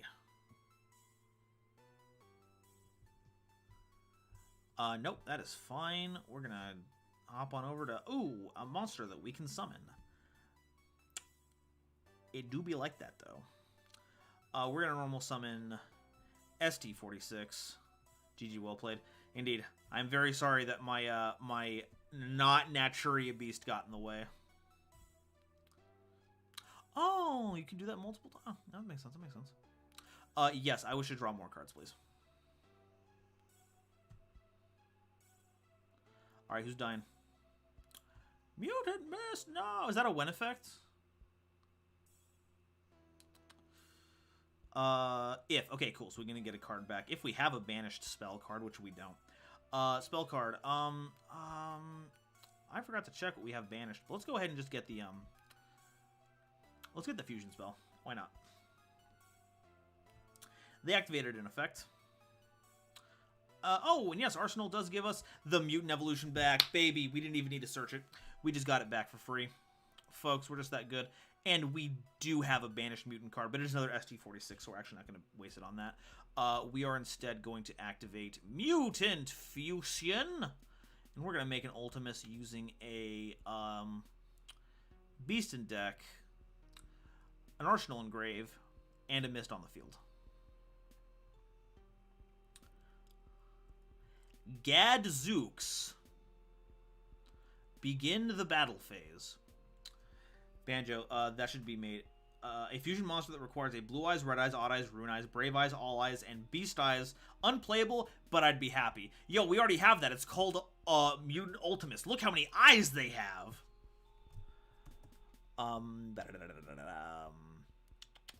Mutant versus Cyberdarks. Kale, thank you for the game. I apologize that Beast is a jerk who doesn't know how to have fun. GG, well played, Kale, indeed. Okay, next is Lambo Bambo. Lambo Bambo, please make your way into the Arena of Souls. It's not Nori Calco's thing. I just like having souls everywhere. You could say that it's I like souls. I'm a souls liker. Captain Blitz, I would pull out the Melvin bit, but I am also too tired. Also, I think that after this, the Discord needs a soup emoji. See, the thing is, like, I don't even know what the issue with soup is. I know that Porcelain has some reaction to it, but I don't know if there's a reason for it. Nova, you're running a Nemesis Keystone. I mentioned Nemesis Keystone in the video, and then I saw the latest El Exordio video, and he didn't, or they didn't run it at all. And I haven't had need of it yet, but I do understand its utility. I just kind of forgot to slot it in, but I need to remember to, because Keystone is hilarious. Dark Souls, never heard of it. I don't know what I'm talking about. Alright, cool. See you soon, Lambero. If anyone wants to duel me, hit me up in the Discord so I can prove that I don't normally open with all bricks in the deck. Do it! Combat Kale! Show them the power of... I guess Neo would be a bit too on the nose. A fusion monster that requires 5 eyes monsters with different names. While on the field after being fusion summoned, it is considered a target for all of their targeted cards. Yes! Yes! Odd eyes. Man, Nova, you really like to clean up those souls. There's some pretty dark souls. Ooh, just scrubbing them. Just giving them a big ol' scrubs. Sick tear. That's not me. Okay, boom. Out of here. You gotta be in queue, buddy. You gotta be in queue. I like it as a one-of. It's a pretty good one-of. Would you like to duel against... Keystone is basically Banish Sinister Serpent. It basically is. For the deck that wants to have Banish fodder, Nemesis Keystone is da bomb. TCG exclusive duel, remember? Oh, right. Durr. Oh, yeah. Oh, yeah.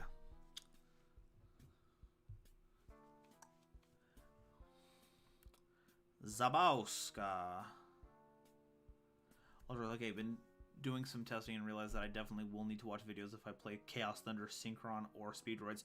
Oh, yeah, those are super complicated. We're going to go first.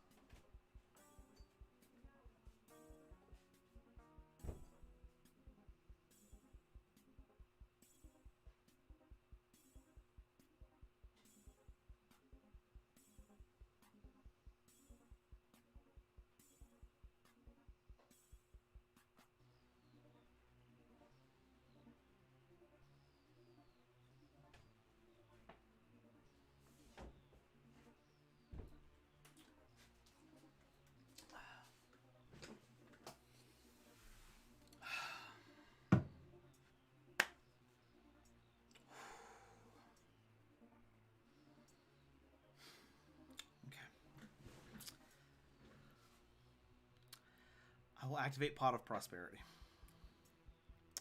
Banishing 6. I am looking for anything playable. Anything playable. I'm begging for one playable card, please. Please.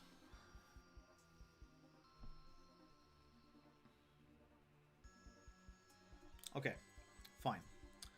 I will take MO5. It is at least something.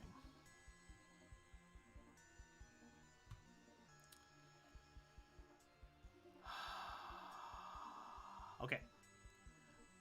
Normal MO5. Activate effect.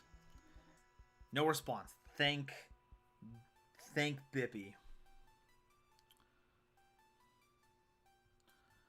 Activate Mutator, summon out.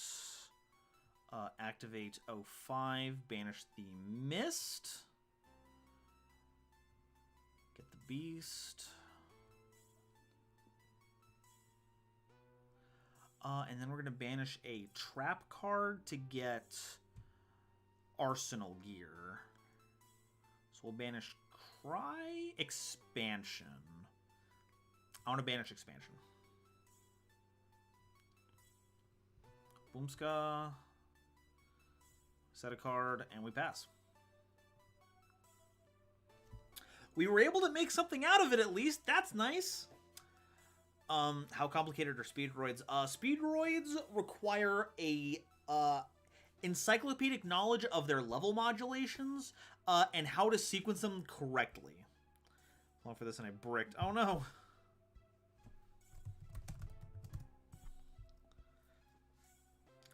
Tonight's a jinxed night, apparently. We just, not two people can draw well. Or playable. Hold on, Mutants got international release. The Mutants are, I believe, going to be released soon in the OCG in their next international pack. Which coincides with Mutator, actually, because that's out for them now. So actually, their extra pack should have been out now. Prosperity, oh god. It feels like such a good card to fork with right now. I gotta do it. I gotta do it. It's Beast! Hey, Corbinisms. Imagine selling a structure deck as a structure deck and not shoving it in a supplementary set 5 months later that it shouldn't have been released in. Corbin, are you perhaps referring to the eventual Albaz Strike mini core sets? Is that the one that's going to happen? Cause that's what's gonna happen. They're gonna do that. They did it with Infernoble Knights. Which was Speedroids aren't as complicated as DDD, but I feel like they're almost as bad as FA cards. I don't know, I feel like Speedroid is definitely like more than both of them. Void, man, I really love to play with Dogmatica Mutants. Feels bad that I got YouTube data only. Oh, like for like testing and stuff? I'm gonna hold. I'm actually gonna hold.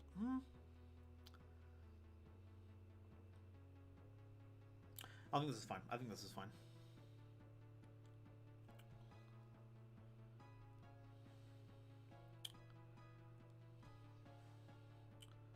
Negate the effects. Yes, we're gonna activate Arsenal, pitch the Prosperity, and we're gonna hit the Player Manager.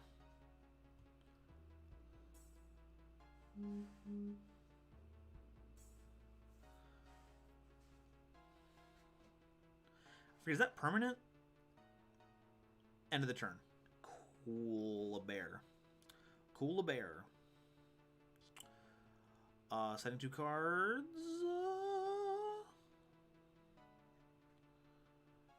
Okay, what's our banished zone looking like?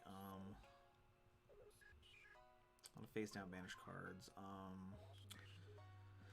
Okay, let's normal summon 46.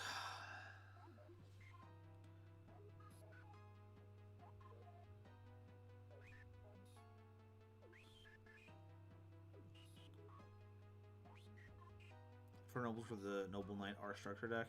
Oh, the Gemini Fire one. But, you know, not technically a Noble Knight R structure deck, but yeah, kind of. It's what ended up being some of the most important cards. It made Immortal Phoenix Gearfried impossible to get, though, and that was, like, the best thing. Well, the best thing to get. Let's go ahead and grab the Mutant Cry here. I think that'll work out really well. And then we're just going to go to battle. We're going to go to Bippus Battle. We're going to battle the Bippus. Time to attack the Liberal here. Penalty box. No.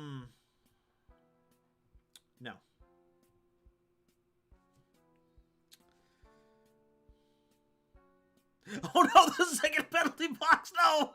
It didn't matter! Oh no! I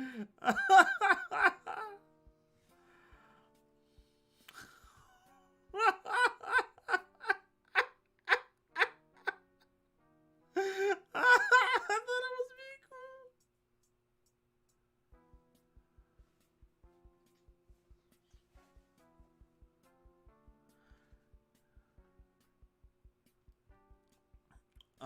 Okay, let's set that, and we're gonna YouTube funny man making all the shuffles bad so we can win. You caught me.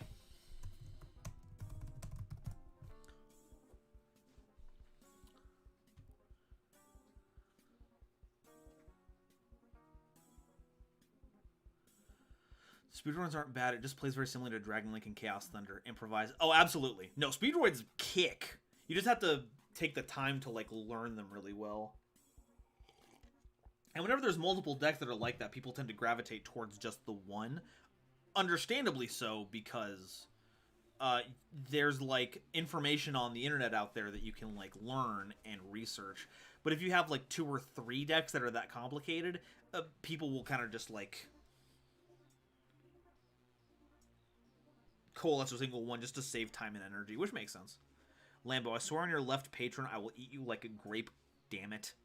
Well, powerful words for someone who's facing down Arsenal Gear, the most powerful weapon devised by the Sons of the Patriots. You know, we asked earlier in chat what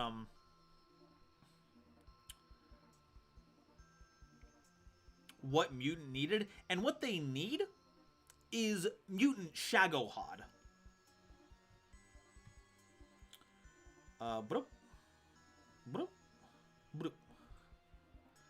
Back into the deck with all of you. Go on, skedaddle.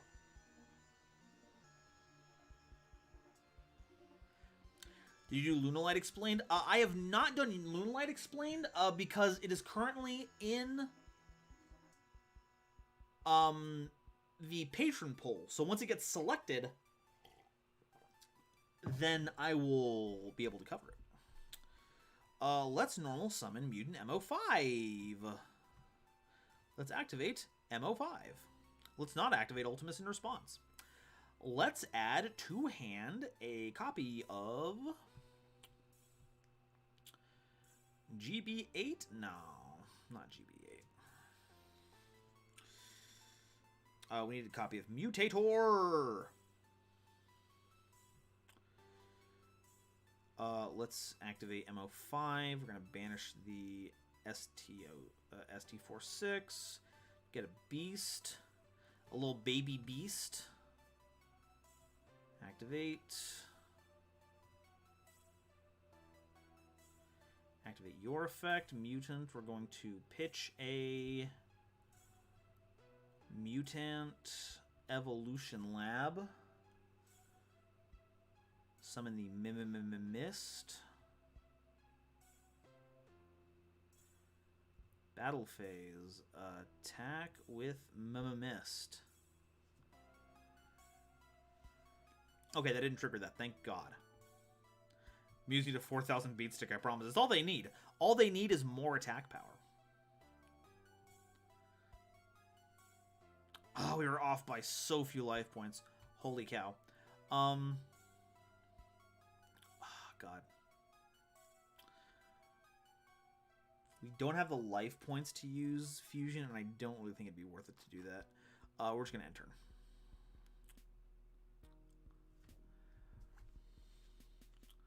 Kind of sucks, but we got all the art structure decks prior to Infernobles.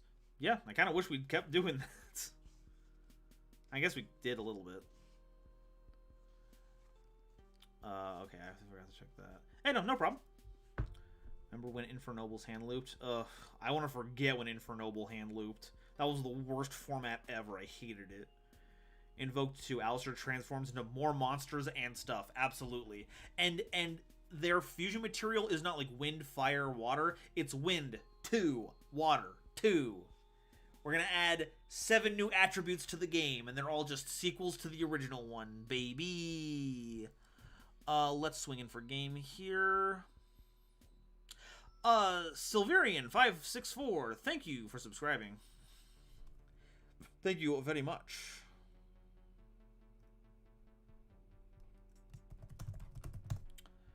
And Lambo, thank you for the game. I'm sorry that bricks happened while on stream. It's always not fun. Mutant versus UA High.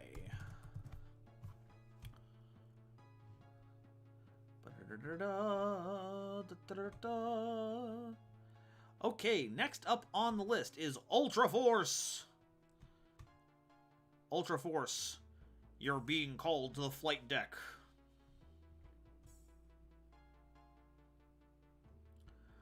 Andrew Boy Cyberdark got TCG released today, and I'm cursed to remind myself every night from now on. Every night.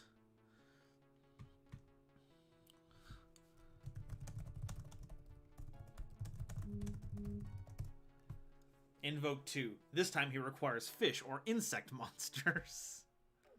Fish sect monsters. We start creating hybrid types, like Beast Warrior Warriors and Beast Warriors, but not Beast Warriors, Beast and Warriors. Alright, we want to go first. We want to go first, and this hand is an unmitigated disaster. Oh my gosh, this hand is buku's unfortunate. An absolute travesty against all of mankind. I do love Cyberdarks, though. We do be liking those Cyberdarks, though. Pendulum Evolution and Master Link were the last two OCG structure decks that weren't R that we missed. Yeah, and like from what I hear, the Pendulum Evolution one wasn't that bad. Like if you bought a box, then you got like a playset of everything, which unfortunately ended. Oh my god, do we let them diagram here? Let them diagram here. There's not much else that we can ash against this deck, so I think we have to. I was for Synchro Storm. I like playing all the decks it supports. Fair enough. That's some cool. There's some good stuff in there. Beast Warrior Effect Tuner. What the what? What is going on here? I have severely misread the deck that we were dueling against. What is this? Rush Duels? Not making up silly types. I like the silly types. I saw one of the fusions that... What is it? A Magical Knight? That slaps. That was cool. I'm down with this. I like it.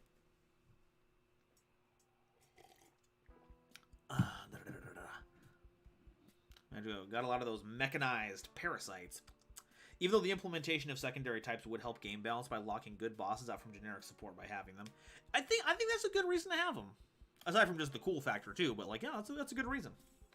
A box is still more than 3 structure decks, though. No, and that is fair. It was still a price gouging mechanism that I felt ended up not getting a lot of... Well, I guess Konami would have done it anyway. It's not like, you know... They have a water engrave. Oh, this is so bad. This is bad. We can't activate any of these.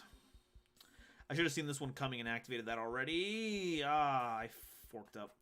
But yeah, not a... The way they handled Pendulum Evolution was like the best way, but it was still like the best out of the worst options, instead of just letting us get a 3 structure decks.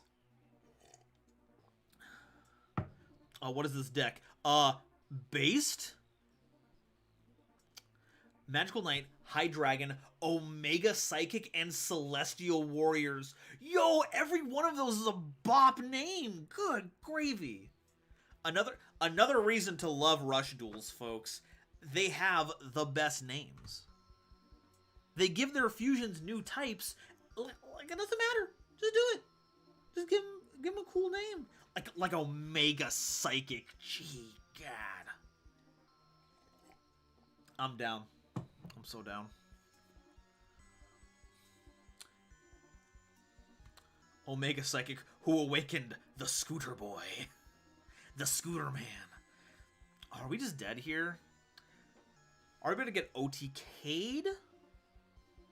When is it going to make the Rush Duel cards and the TCG cards? Oh, that would be interesting if they did that, but personally I highly doubt that because they're built around a game with such different mechanics. I don't know. But GG for the duel. GG, Lambo. GG.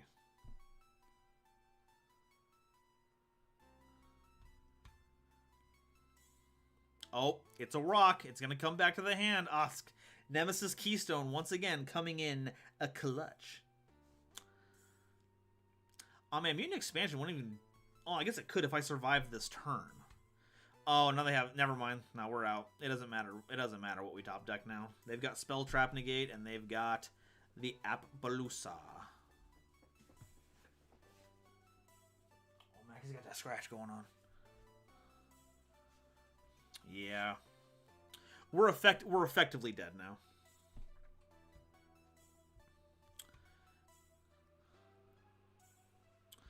We also can't use Mutator at all. Sure, let's go ahead and activate Pot of Prosperity just to see what happens. 6. Boom, boom, boom. Boom, boom, boom. Dragite. Yeah, Dragite negate. As they should. Set, and pass. We're done. Yeah, Rush Duels doesn't translate to Master at all, and if you try, they end up just being bad and not worth the effort, which is fine because it's an indication of general power level of the format. No, absolutely. They're not bad because they would translate not well into Master. They're just good for the format they were made for.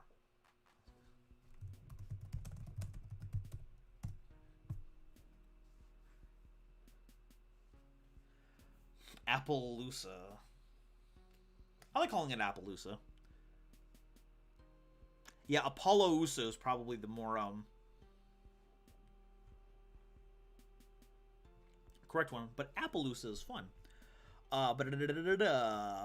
Mutant versus Fossil Adamancipator. That slapped. Ultra Force, thank you very much for the game. Let's go ahead and move on to our next contestant. That would be Lisandro. Lisandro, please make your way to the battle deck. We're ready to launch at your convenience. Show us the power of the deck you have chosen. Will it be Phantom Knights? Will it be Odd Eyes? Will it be Cloudians? Who can say? There's an infinite world of possibilities stretched out before us. Oh, now that I say that, I want all of my streams to open with the Outlaw Star narrator.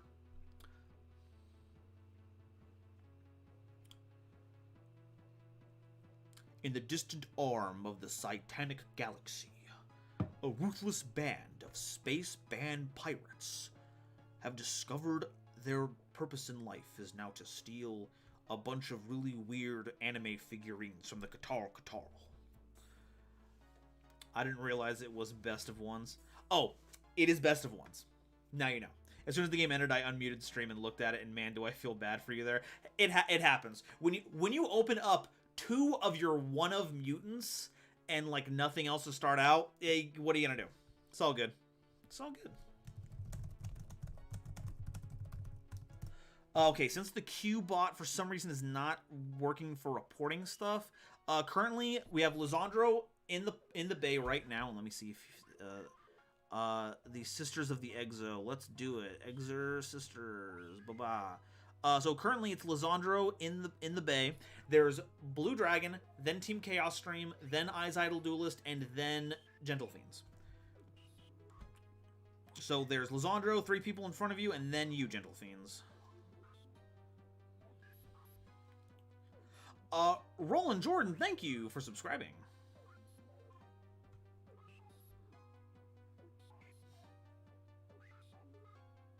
Mentally feeling we'll have a good night. Hey, we'll take care, Lambo. Have a good one, alright? I hope I hope you feel better soon, yeah. Terror Top. Oh, we're doing it. Oh, it's the Speedroid Scratch-Offs. That's such a good card. Such a good card. Because now you can search the Terror Top. Now it doesn't matter if it's a 1. Do I have matching ones? Sophia. So I do not have matching. Forks. Forks and Lux. I mean, you could open with 3 Pot of Prosperities. It could happen. I kind of fear continuing because I think you have Nibiru in your deck.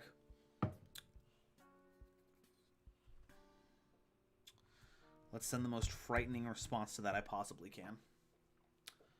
I have lost one of the 3 games I've played with Cyberdarks, but that means you're undefeated off stream. That's powerful.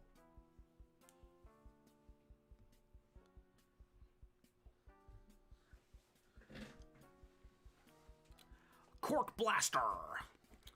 This card is synchro summon. You can activate one of his effects. Add a spiral of stolen trapped. Summon using only. You can only special summon all of them. Oh my god. You know what? That seems really powerful. We're gonna go spell that. Scratching the Speedroid. Yeah! Yeah! Ultraforce, I'm happy since I made a few modifications to other Fossil Adamancipators and a Fossil Adamancipator prank kit deck to build this deck, as well as YouTube comments. Really looking forward to us getting the OCG ones. Yes. Speedroid Sniffer. This one smells like motor oil and speed. Sounds really bad. No, it's based. Speedroid Sniffer is based. Cyberdarks act like parasites or fungi for dragons. I'm sorry for ruining all your Cyberdark players' innocence. I mean, I don't know what to tell you. They latch onto dragons and take their power. There's clearly it's a parasitic relationship there.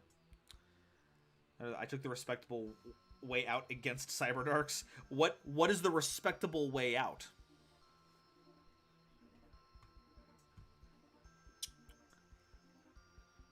Assuming Cyberdark players are innocent. Yeah, have you seen Zane Truesdale? That guy was a jerk before he unlocked Dark Cyber Style.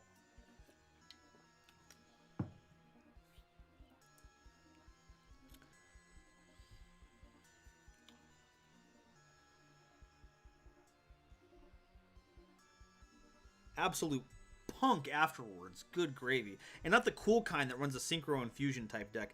I mean like a punk. Alright, so we've got a monster effect negation. I don't like that. I've seen that even normal Adamancipator decks on Yu-Gi-Oh! Pro running small fossil engine with the machine one. Machine one. How do we know it's not symbiotic? Because if it was symbiotic, then I think that there would be some kind of enhancing the Cyber Dragons in a way. But instead, you just see them picking them out of the grave and using their body. That Gozen match sucks right now. It is the worst. GoldenNova, what's not innocent about putting a shot collar on yourself? Oh, I don't know. Let me count the ways. Okay, we're gonna normal summon Elaine. We're gonna special summon Dinotherium.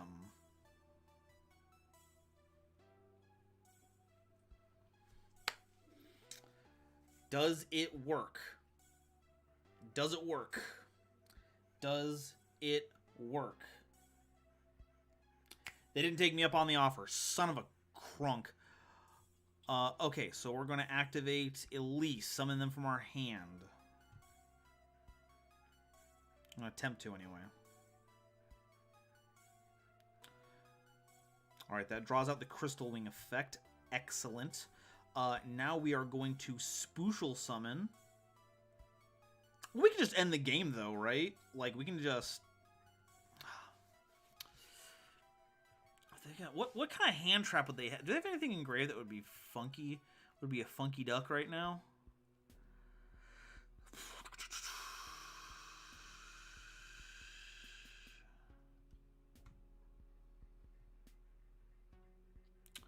Let's go ahead and activate Elaine's effect right now. We don't need Elise right now. Maybe we can get, like,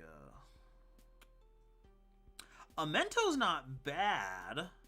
Not at all. We're going to special summon a Mikaelise, I think. Is either Mikaelise or Cat. No, the other one that would get it off the field is Eusephiel. And Eusephiel doesn't actually advance our game plan at all. Yeah, let's go ahead and make, let's make Mikaelise. We're going to activate their effect to banish a card your opponent controls. We're going to banish their Clearwing Synchro Dragon. And then we're going to also activate their effect to detach an Elaine. We got the Amento, and that's pretty cool. Pax. Not really feeling Pax ATM.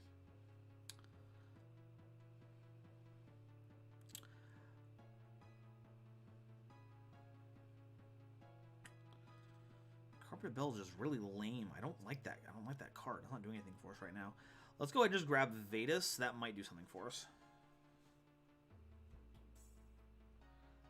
Let's go to Boodle Phase and attack double Yo-Yo. Main phase 2, we're going to set 3 and pass. Honestly, want to do a shot caller Yu-Gi-Oh duel. MTG players have done it. Why can't we? What do you mean? What are Magic the Gathering players doing? So if Exorsisters are shooting Holy Water, why are they not either Light Aquas or Water Spellcasters? Well, I got a feeling they didn't want to make them Water Spellcasters because then that would give the deck access to Feed Recovery. Yeah, we're gonna do Vadis. That would give the deck access to Bahamut Shark, and I've got a distinct feeling they want to avoid people being able to do that. Elise, and then Stella. Boop. Boop.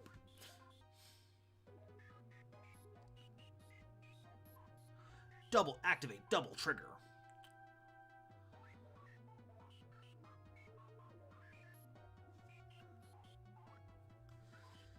And we're going to lock out the grave. Use Sophiel. Attack position. And Caspatel, also in attack position.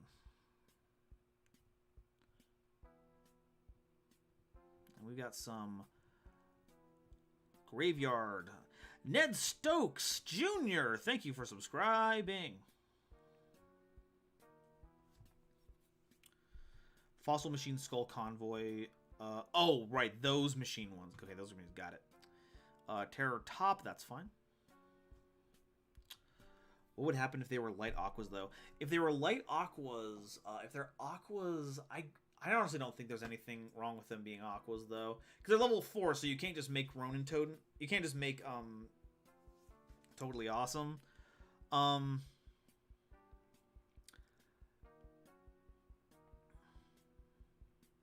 Yeah, I think at that point, like, it wouldn't, like, for theming, it wouldn't work.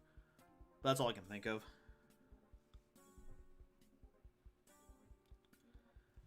Yu-Gi-Oh, but every time you take damage, you have to sit McDonald's Sprite. Okay, I'll take that challenge. No one can beat me on that one. Well, you know, if they don't want me to make Bahamut Shark in every deck I can, they should just, like, put it on the list. You know what? Solid reasoning. I don't see anything wrong with it.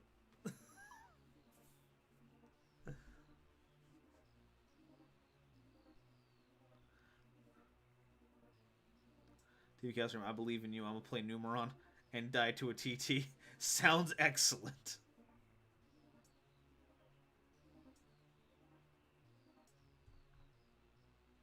Nope.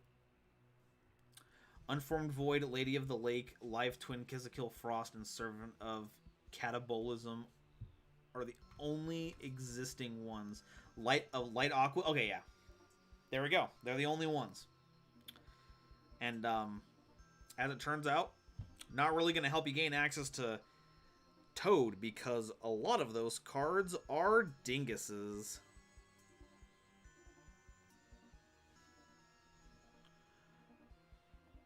Clearwing, Fast Dragon. Gotta go to a moderate to fast speed.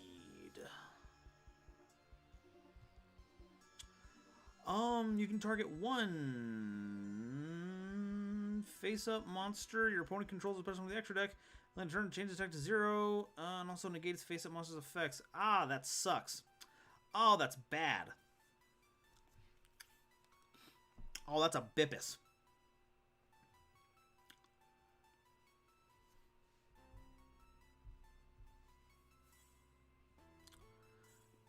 Oh, Baroness, that's even worse. Once while face up on the field and card activated, you can destroy that card.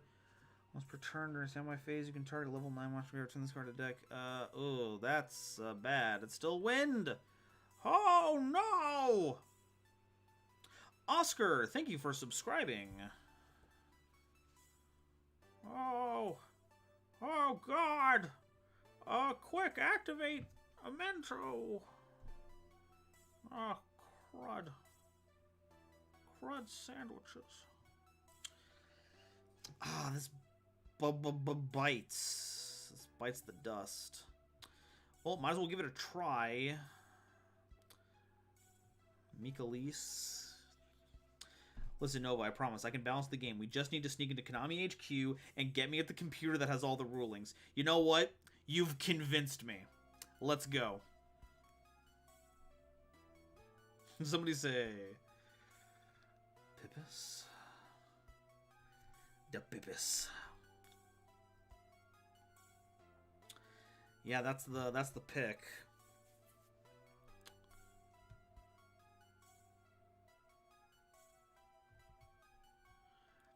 Baroness de Fleur's standby phase effect is not mandatory. Nice. I was under the impression that it was mandatory.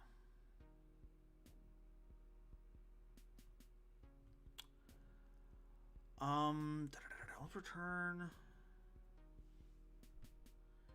You can target a card on the field once while on the field. Okay, so I can do this again. Activate. Stella, get a monster. The monster is going to have to be Sophia.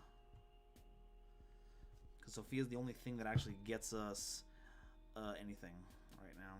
Because it's a free draw. And we need draws right now. We need draws like the Dickens. Normal summon Sophia. Activate effect. Please draw the card that will win us the game. Exorsister Pax is not a bad one. Holy cow. That is legit what we're looking for here. Sophia, that's fine. Let's go ahead and get Exorsister. Honestly, doesn't matter as long as we can special summon it. So let's go ahead and grab a Elaine. Elaine. Da-da-da-da. Special summon the added monster. You bet your sweet Bippus. And then we're going to Spiegel summon. We're going to Spiegel summon another Michaelis using these two as material. And we're going to use the effect of Capita Bell. I have no clue what we would use right now. It's wind. It's a wind deck. Let's just say, I don't know. Activate normal summon. You can activate this effect. Speedroid Marble Machine. Just in case.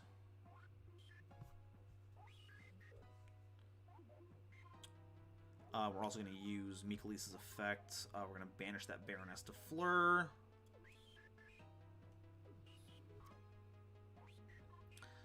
Then we're going to activate your effect, detaching the Sophia. Get a free card. That was not summoned from the graveyards. That's fine. Fleur can only negate once while on the field. But I guess we could get a Mento.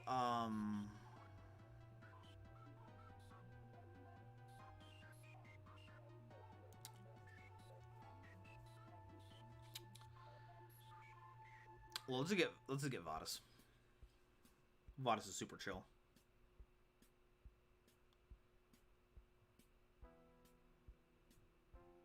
We could link 2 into Hip Hoshin Engen. Folks, we got this. Attack attack with Caspatel.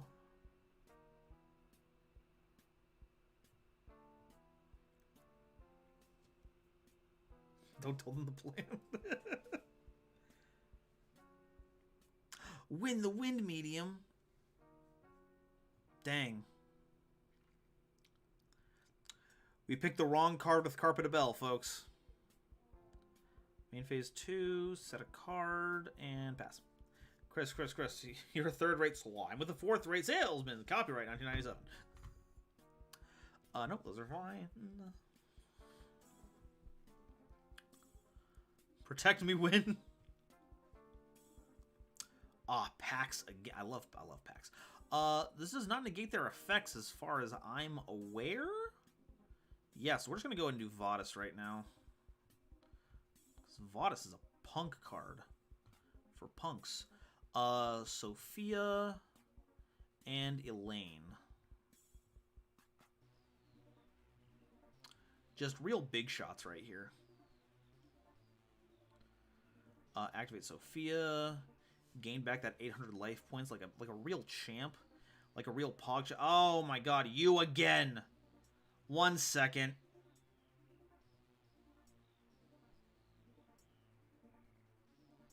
Hide that user from chat. Holy cow.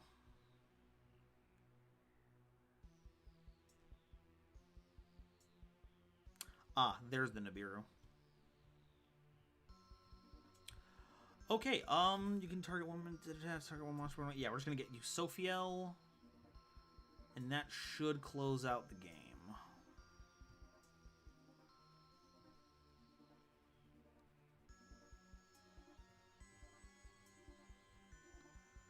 We're gonna stop the effect of Exodia, the Forbidden One.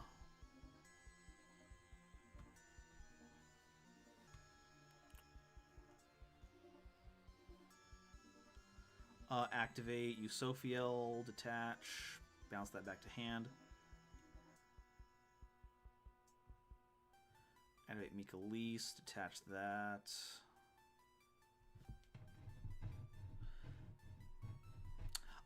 They set the Ash Blossom. I played right into their trap. Like a fool. Like a bonkers baby.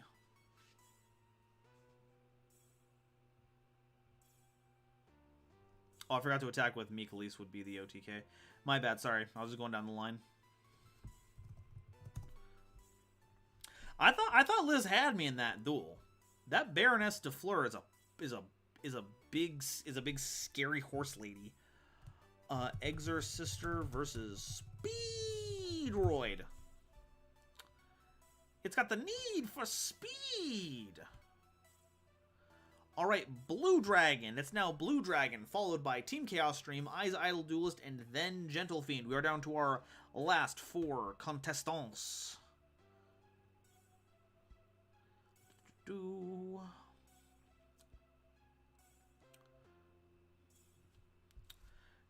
Yo, she like control the wind, but her name is Win. Whoa. It really makes you think, huh? Paolo, thank you for subscribing. At least the username was inclusive. Yeah, at least it's hot girls and boys. Which I can respect that. It's not for this channel, but you know.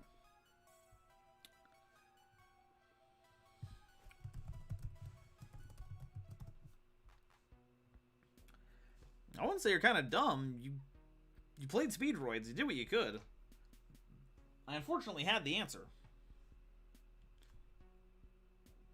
I don't know what you could have done to what could have been done to avoid that. God. May the light be with you. And also with you.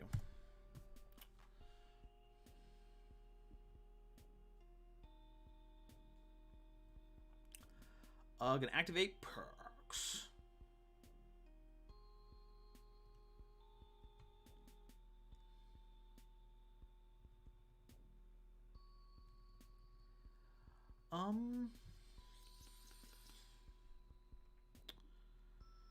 Probably gonna need to be Vadis. We're gonna hope that they can.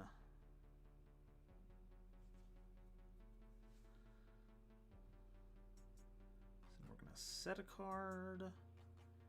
We're gonna set a card.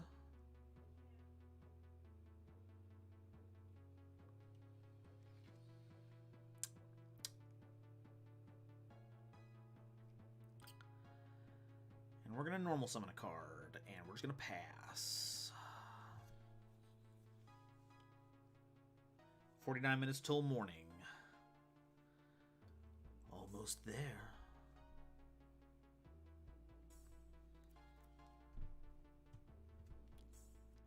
Alright, I could have attacked. But I didn't do that.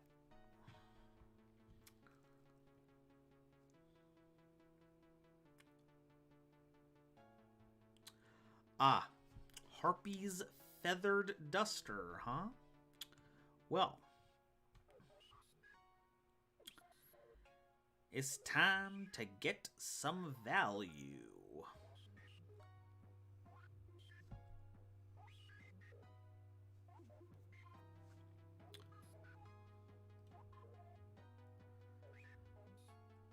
Okay, so for this one,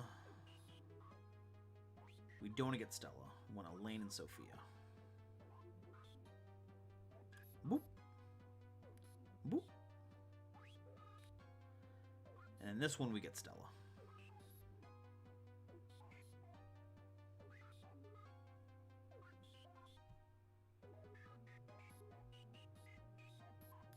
Alright, well, let's hope they do some graveyard shenanigans. 4 a.m., baby. Oh, my goodness. Oh, my goodness. The sun's coming after you. Spankratops. Also Vadis. No, thank you.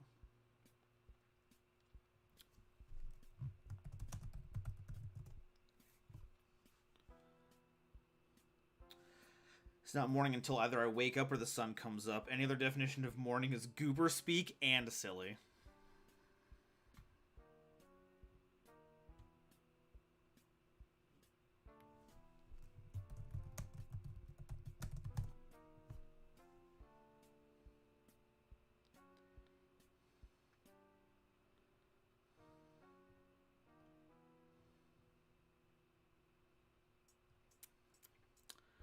We're going to special summon Dinotherium.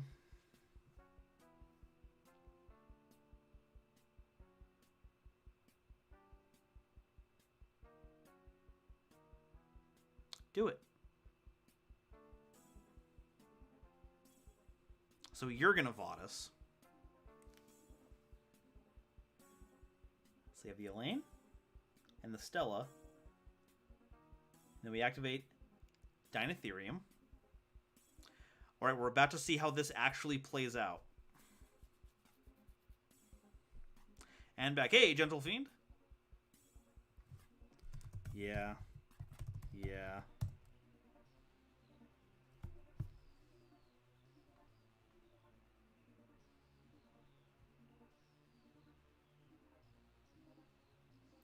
And Dinotherium is your opponent doing it, so I get to get the summons.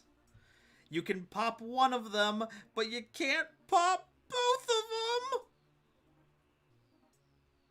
Oh. Amento's pretty good, though. Amento's pretty good. Pretty good. Pretty good.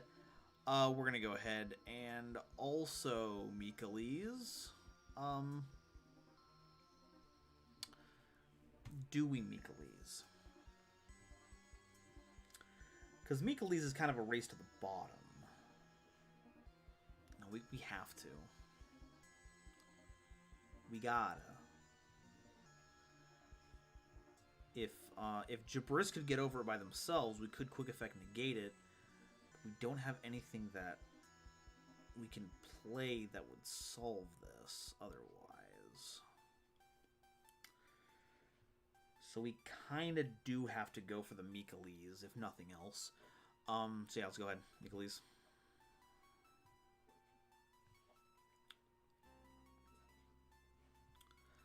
Activate to search an Exorcist or Spell or Trap.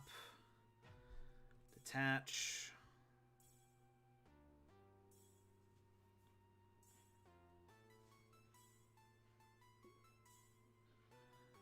We're not going to chain the effect right now. Pax. Pax is good. Pax works out really well, actually. Pax is super strong, and I think actually that's our best play. I think, yeah, we need to go for Pax.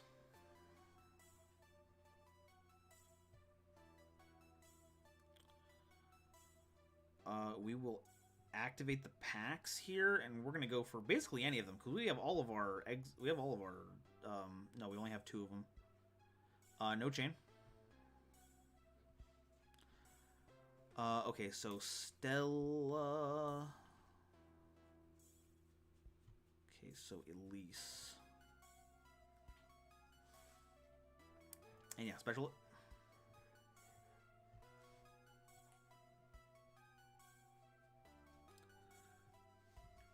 And then we make Jabrice, or Jabreen. And we got it, folks.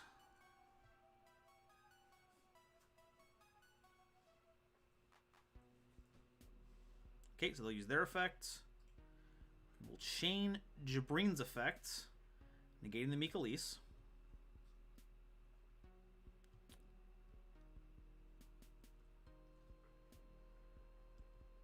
And then we will activate the Mikalise, banishing their Mikalise. No, actually, let's go ahead and get the back row.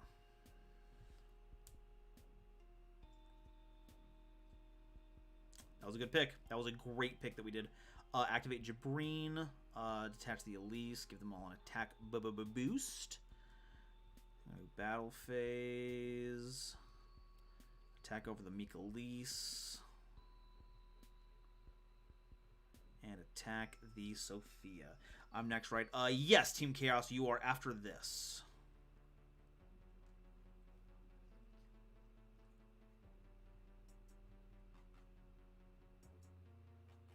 We could normal summon the Nibiru, folks. And face. Gentle Fiends coming in with the Emote Squad, which you can get if you join as a member for $1.99 every month by clicking the join button down below. It helps continue me allowing to do this content full time because this is now my only source of income. I'm doing this because I haven't advertised this in the stream, and I don't have any other thing to say right now. Activate the Jabreen, detach the Dinotherium, and then we will go to end the game.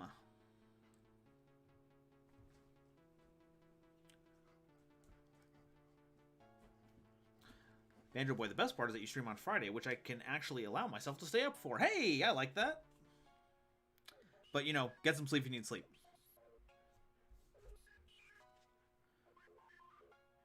Michaelis for some reason. No, hey, I say Michaelis. I think it's supposed to be Michaelis because of the angel.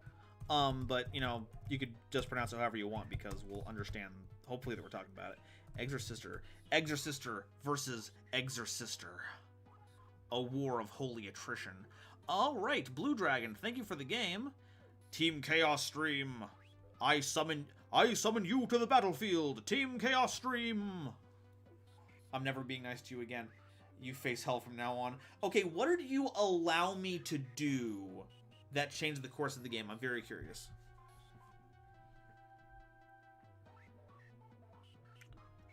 To what whim of your mercy must I be held to?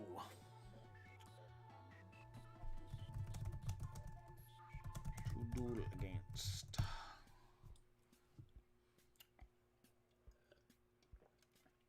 If you want to play, well, we played Exorsisters the last couple of games. Let's go back to Mutant.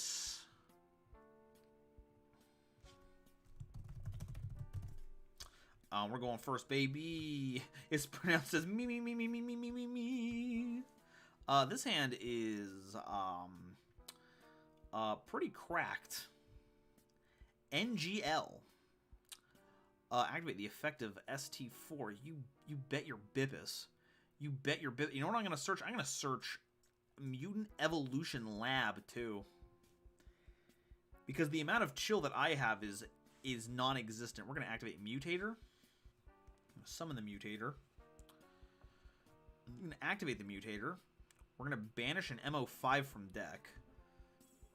Summon the Beast. And then we're going to activate the Evolution Lab. Level 4 lower. You gosh darn right I am. I'm going to summon a freaking MO5, folks. We're going to use its effect. We're going to add to hand a... Okay, now here's the question. What do we get? We don't want to get GB08 because GB08 is not going to help us right now because we don't have access to another level 8 that we can banish. We can get back another Mutator. But we've already hit a lot of life point damage. Let's go ahead and just grab another ST46 because that search is great. Corbin says, explain in detail how you would rebalance the game if you were given the chance, coward. All right, here's how I would do it, Corbinisms. Well, first I'm going to go ahead and activate the effect of a couple cards here so I can make sure that I am not on my turn while doing this.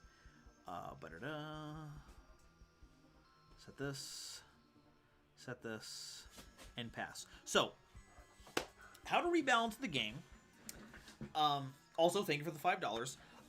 Now, one way to do it is by doing set rotation, but Yu-Gi-Oh! Is not a game built for set rotations. A game like Magic the Gathering, woof, that's a tribute. I'm glad I got 2 of those. A game like Magic the Gathering has a much larger... Oh, that's funky. This one's, I think I gotta let that one go through here. I think I gotta let it go through. I don't like it, but I let it through. Yu-Gi-Oh's sets are too small to allow for rotation. So we can't do that. How we would balance the game. Oh boy, that's Titanclad. Oh, they're unaffected by extra deck monster effects too this turn, right? I can't even Mutant Cry into a other thing. Stop it. That sucks. Balance the game. See, that's a tricky one because there's a lot of things that you could try doing, like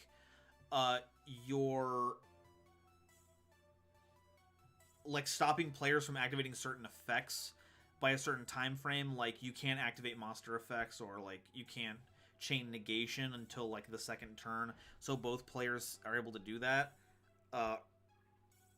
What I think would be an interesting way to balance the game would be more ways to obtain side deck cards going second. End of main phase. I don't think I want a Mutant Cry right now, because how long does that effect last? During the end phase, after this card is used for the rest of the turn, it is unaffected by activated effects. Well, end of the turn. Okay, so I'm gonna wait till my turn, and then we'll use Synthesis. That resets that. That's pretty poggers.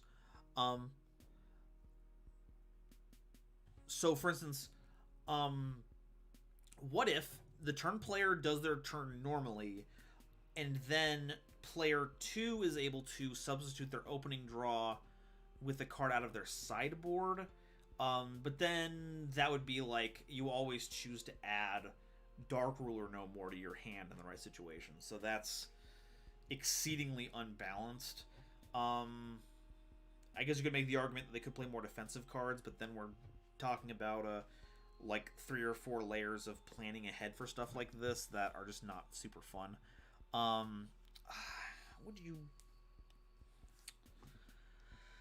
would you balance the game of Yu-Gi-Oh? Synthesis. We're gonna shuffle back one of you guys, and one of you guys. Yeah. Some of the Synthesis. Pop that. Get rid of the Bastard Man. Almost summon the ST46. Activate your effect. Opponent still hasn't activated an effect yet, so we're not going to Mutant Fusion right now. Let's go ahead and do expansion, because we still have a Beast in Grave, if I remember correctly. Yeah, so that'd be a really good card.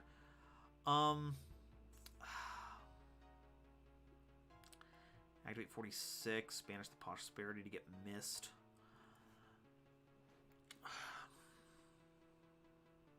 Curtain Rise, that's fine, I don't really worry about that. I love catching people guard this question.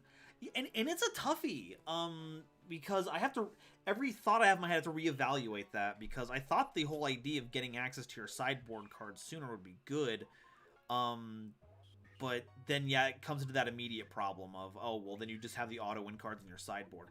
Lyra Volter, thank you so much for the $5. A fun way to balance Yu-Gi-Oh! Is giving players 2 normal summons per turn, except for the first turn of the duel. Rogue decks would enjoy it. I can see that being a certain way to do that. Give like a turn 2 bonus to the Alu Bear effect. I think pulling the trigger on that is too early, so I think that's still fine. So, and then you can't say things like you can't gain access to the extra deck on your first turn because there are whole decks that are built around it, so that would just be blatantly unfun. It wouldn't really fix anything. Our opponent's activated an effect right now, though. So we could make Ultimus. Let's pop off and make Ultimus, baby.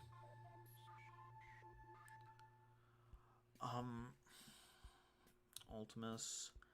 From the grave, use a beast. From the deck, use a arsenal.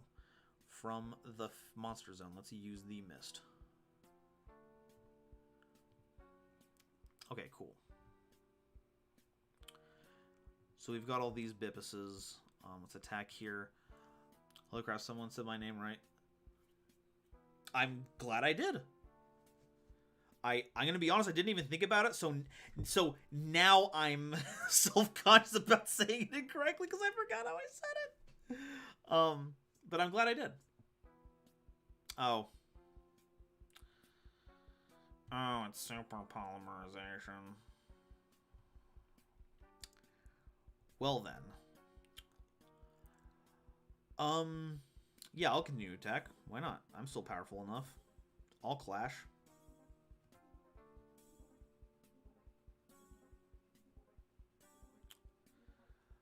Oh yeah, we'll just make myself immune to trap cards.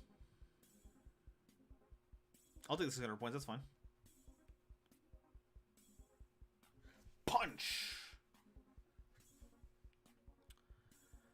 Main phase 2. Not again! These bots.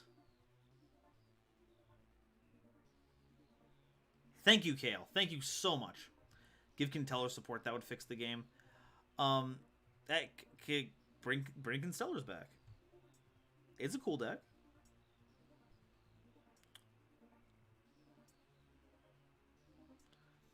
Thanks, Gale. Your bounty check is in the mail. How do we fix Yu-Gi-Oh? How do we balance Yu-Gi-Oh? So we can't get free sideboard cards, because then you have a super sideboard formats that are punks. Okay,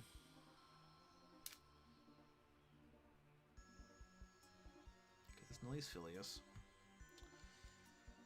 Let's just become immune to monster effects so they can't use this as fusion material. That's fine.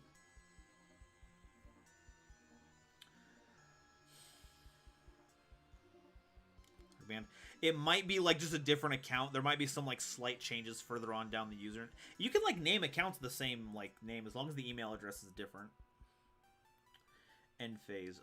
We will use expansion here. So the effect as well. Yes, we're gonna expansion out into GB88. Special summon it. Okay, hear me out. One thing that would help balance the game: no burn damage to the opponent on turn 1. Well, if that was an issue that was widespread, then I would agree with you. Is that something that's happening? Because I don't think that's happening. Let's get Beast. Let's get the Beastie Boy. The Beastie Bippus. This is fine. We'll just go to battle phase. Attack the Crimson Gleam. The rampant effect damage OTK decks will finally be slaughtered by our change to the list.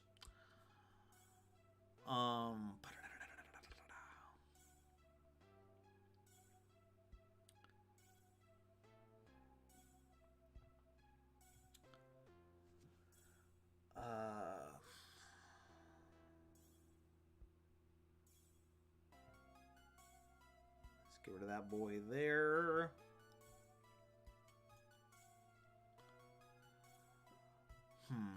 Okay. So what's the next thing?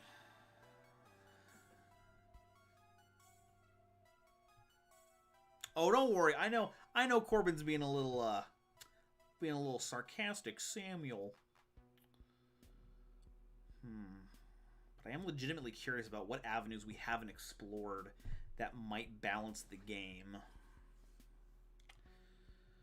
Okay, so what's the issue? People are upset that there are formats where you have break my board formats with boards that are so difficult to out, and there are many different ways to fix that, and the only way to counter those appears to be playing cards.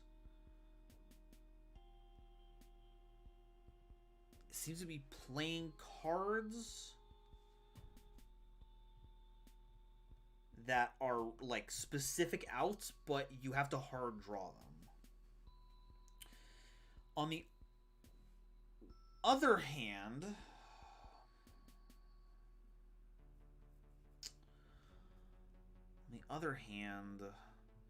you also don't want to have formats where you can set up and then there's not enough answers to stop OTK combo decks going second.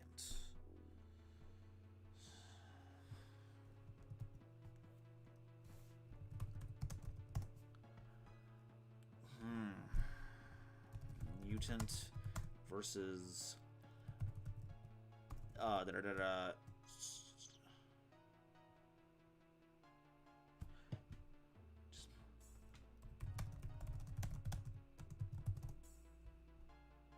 Mutant versus Albaz lore.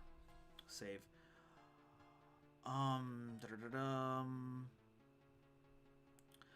Okay, Eyes, Idle Duelist. It's now your turn in the hot seat. The hot seat. Once Eyes Idle Duelist is done, then it will be it'll be Gentle Fiends, and then we will be finished with the list. All cards once per turn, harness turn, going first and as well.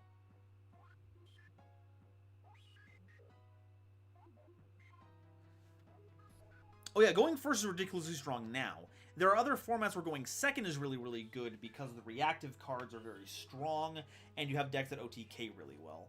So currently we're dealing with a break my board format, but I don't want to overcorrect and cause the other way to happen, because then that's not fixing Yu-Gi-Oh! That's causing another problem. And we are trying to figure out an issue that game designers are paid for that have a group to do it. So, but just because I'm not equipped for it doesn't mean I don't have opinions. The question is, what is my opinion on it, though? Because I don't want to do anything that, like I said, I don't want to do anything that overcorrects. Limiting special summon to 3 per turn could do it. Because special summoning is just such a limitless pool of potential when it comes to, like, combo. I can't think of many combo decks that don't utilize the fact that special summons are an unlimited resource. You could, like, I don't know, you could limit special summons and mechanically, and then create a new mechanic on top of that that grants additional special summons. So, like, you have, I don't know, you have 3 special summons, and you use it based on a resource that caps out at 3, and you call it dual energy. We can figure out better names later. Then you use it, and there are certain cards that replenish your dual energy for playing them, and that gives you more special summons. So only very specific combo lines can work with this, but then the issue is that you are invalidating so many decks that exist now. Make it going second stronger by getting the free search at the turn. Super powerful. Incredible. I'm sorry, I feel like I ask every time, but is West Casual in pre-release? Yeah. Yeah, it's a US West Casual, and pre-release is the thing we're doing. Corbinisms, yeah. No, I probably should have put the sarcasm on the one. That was a bit obscure for me. I don't know. Hey. Difficult to get the way we mean to say words over the internet without being very specific. It's even hard to be specific over the internet because then some people will think you're being like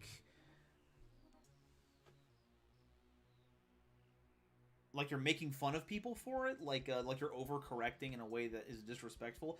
Internet talking over text is effed, my folks. So the dual energy is like the closest thing I could think of. So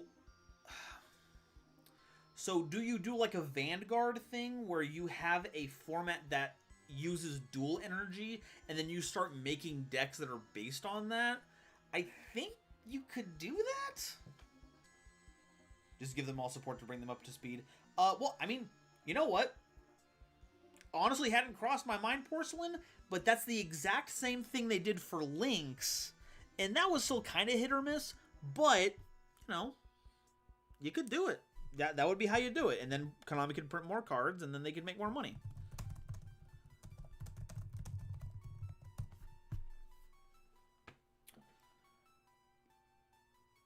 So I think we've kind of hit on something, and the developers love making legacy support for things to bring them up to speed. It's not out of character, so yeah, we could try introducing this new dual energy system, and then released Dealer's Choice. We just played Mutants. We played Exorcist for a while, so let's go ahead and do some more Mutants. Gotcha.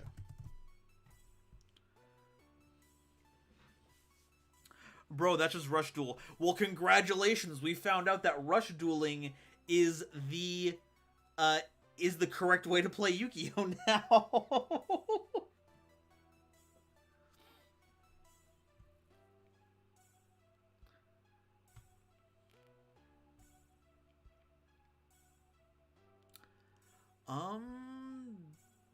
Nope. That's fine. Aberconway. Oh, it's Mothman. There's no need to discard. I said Mothman. Oh, yeah. It's all coming together. But who plays Rush? A lot more people should be playing Rush. Gosh darn it.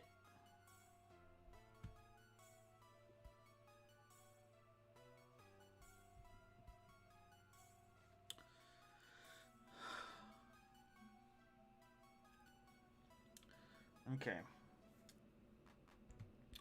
This hand's actually pretty stacked. What do we got here? Heraldry Patriarch.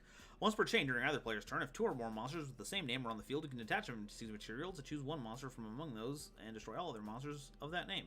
While this card remains face up on the field, your opponent can't summon monsters with the same name as any monsters chosen by this effect.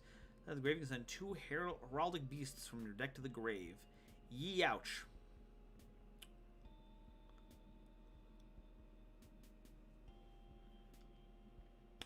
Oh, that's funky. Alright, alright. I'm picking up what you're laying down. They refuse to give us the product. And Leo adds a heraldic from the grave to the hand, right?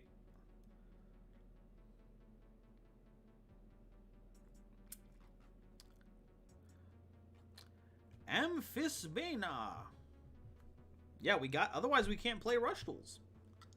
They've got product. Sell us product. You want to make that money, right? You want to be a good capitalist, right? I would just like to point out that I am not recommending that they be more capitalist. It just feels like it would be in character. We get to discard a card. Oh my goodness. Oh my gosh, yes, discard that. Dragma Punishment. Get it out of here. We have 2 emergency teleports. Ooh. Ooh, baby. Oh, baby. Alright. You ready for emergency teleport? And then activate emergency teleport. First one's gonna get ST46. The other one's gonna get MO5. Boof. And then we're gonna chain block the monster search, folks, because we're just that cool. Okay, so the real question is, what do we get with all of this? And I think our opponent hasn't activated any spells yet. Hasn't activated anything yet. They have 1 set card. They're playing Heraldic Beasts. So I don't want to give them some stuff. Let's go in. We already have the GB8 in hand, so we can't expansion here. So by proxy, we got to do Cry. Teledad, the power of Teledad. The two E-tellies. We've telegraphed what I'm playing now. We're all aware of it. Let's go ahead and grab a muck. And then we're going to activate ST46. We're going to banish the Mutant Mist.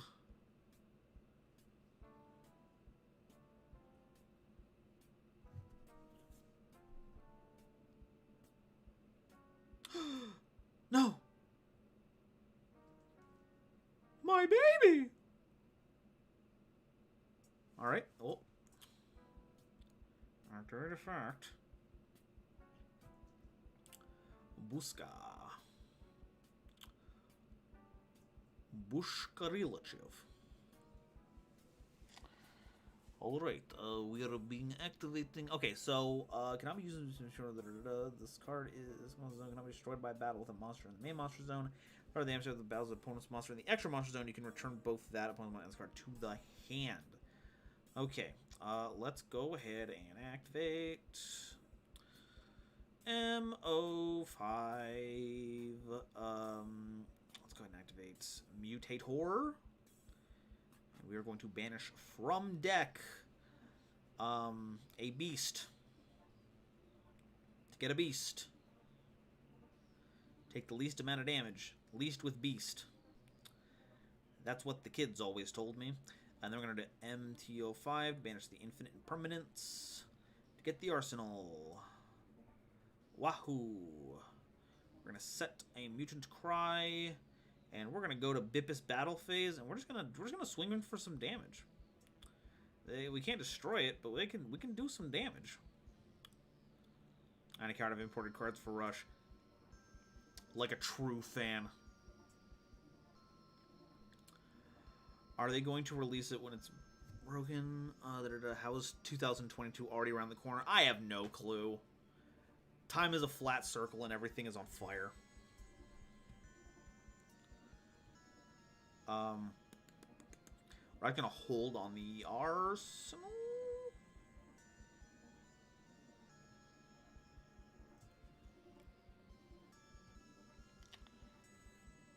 You're going to hold on the arsenal for a second. We want to get some value out of it. Just a crumb of value. Problem is that Yu-Gi-Oh is different than other TCGs where their duels are slow and raising in power, while Yu-Gi-Oh duels are all your strong cards. The first turn of the board gets weaker. Kind of like Digimon's getting to that point where you can do like a lot of security damage on turn 1 now. So Digimon's not exactly going very slowly.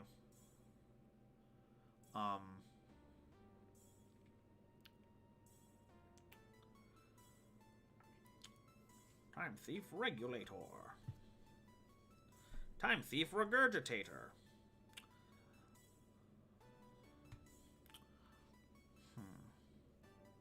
And even Magic the Gathering has their fast formats. Like Red Deck Wins is always, well, not always. I don't want to say always, but it's forced to make games end quickly because it's like runs out of gas really quickly.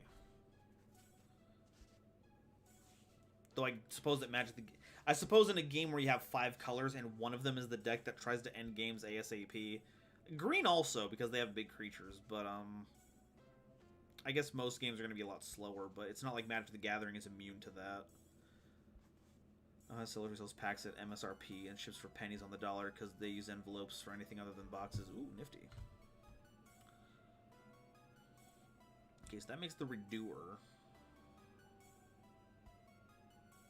Get 6 packs for 20 bucks. Nice!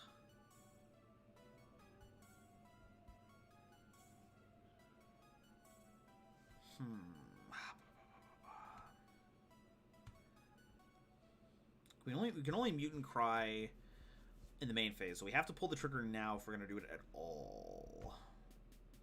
So let's go ahead and Mutant Cry.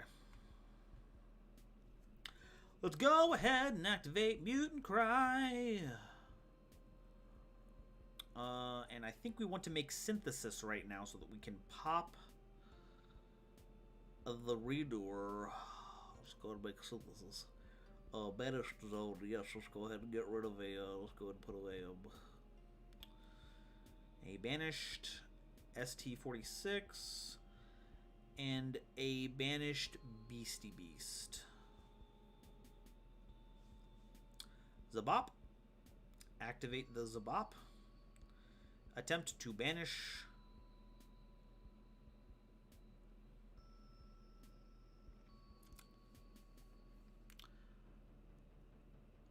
The Redoer? Yeah, let's banish the Redoer.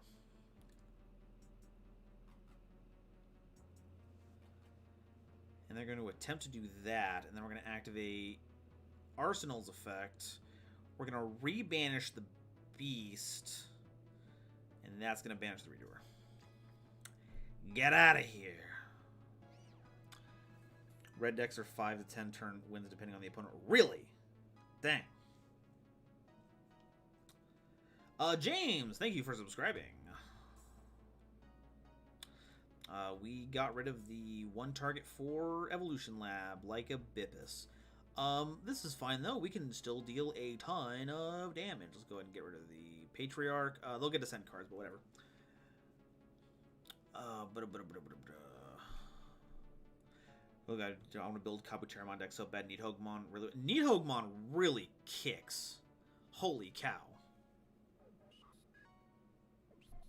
I need to find a place around me that gets more Digimon cards. I was looking at TCG Player a while ago, and their prices for the things that are, like, not like the chase cards are actually really, really low. So I'm trying to... I want to find some budget deck lists that I can use with my, with Sky. Because Sky loves Digimon. That guy's a Digimon fantastic. I don't know what I'm saying.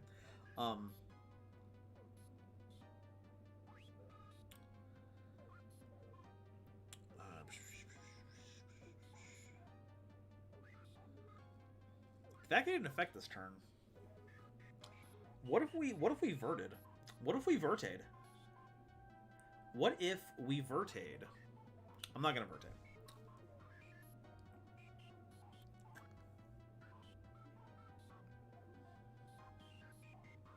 Vanderbilt, a typical duel plot diagram is first turn player sets up huge board, second player other OTKs gets out of their own board or struggles, and finally first improvises, and then it's all downhill. Like a real game should be. So waiting for Card Market to add Digimon. How do they not have Digimon? It's been out for a year now. Is there like a supplying problem out there? I guess everyone's having a supplying problem in one way or another, technically. Pasha Baba Baba. Pasha Baba. Okay.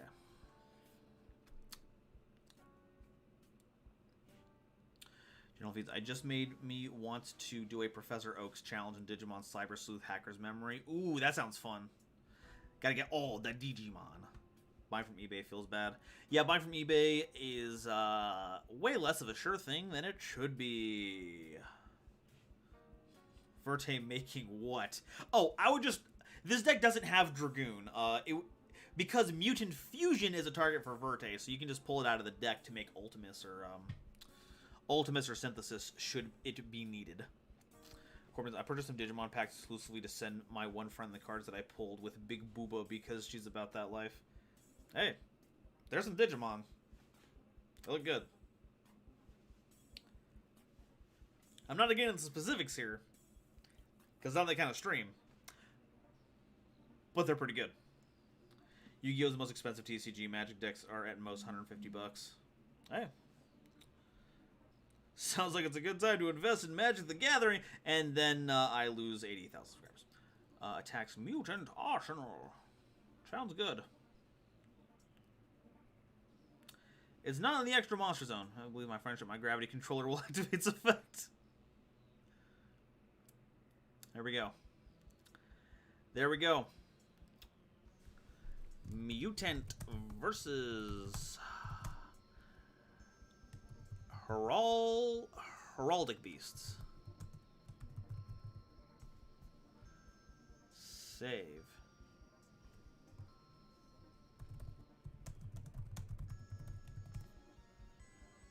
Alrighty. Alright, this should be our last duel of the evening. Gentle Fiends. Combatant number 10. Let us do the battle. Oh yeah, it was. Hey. Wolfman.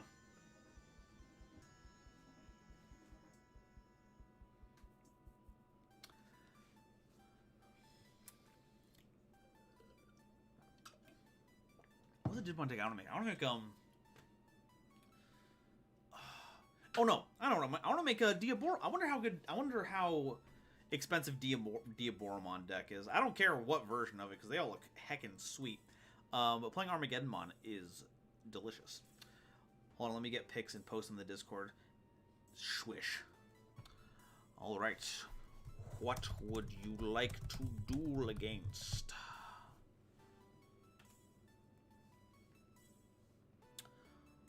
We now duel for the fate of, I don't know, the number 10 place or something. Desperate Dogs are heroes. I'll take Exorsisters. If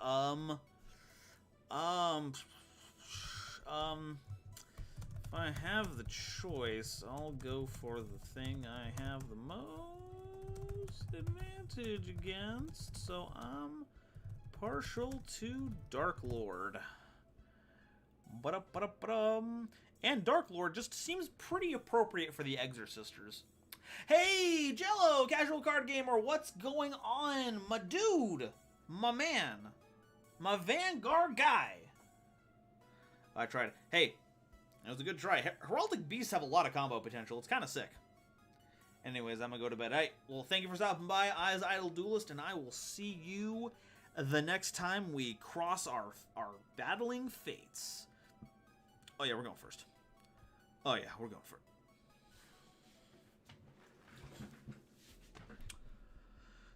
It's a one of. I have 4 monsters that are a 3 of. None of them show up. I'm fuming. I'm fuming. Okay, I did actually ship off the Lilithmon, but I have a couple here that I didn't send yet. Heck yeah. Hi, yes, I'm Lilithmon. I'll just get some free memory for option cards. Thank you very much. No, it's fine. It's fine. I don't care about the memory economy.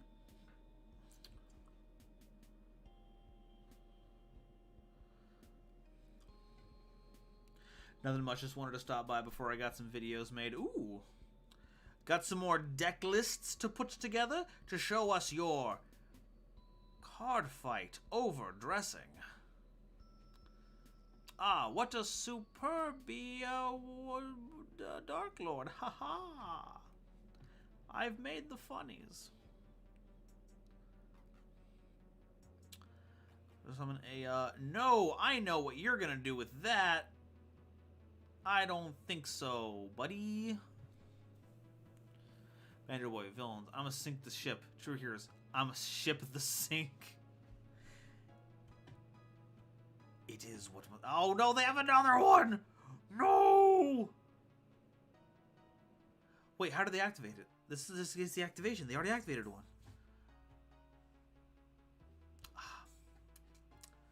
Well. That's just prime. Well, here's hoping they don't have interaction. We're going to normal summon Elaine. And we're gonna special summon Dinotherium! Dinotherium! What's E-Shell doing? They're summoning from the grave. Yes, good. Good. Trigger the effect of Elaine. Why, yes! Should I Exceed summon? Or should I Exceed summon? You know, let's wait a sec. So on the one hand, I could Exceed summon. And that would put a monster from my extra deck on top of Elaine, giving me access to different effects that would be more useful in the situation. Now, on the other hand, I could Exceed summon.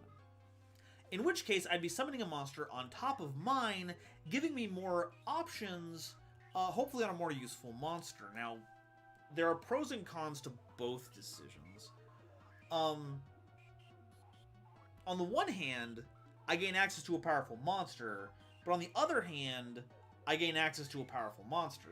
There's things that I give up either way. This is an important time to talk about opportunity cost as a game mechanic.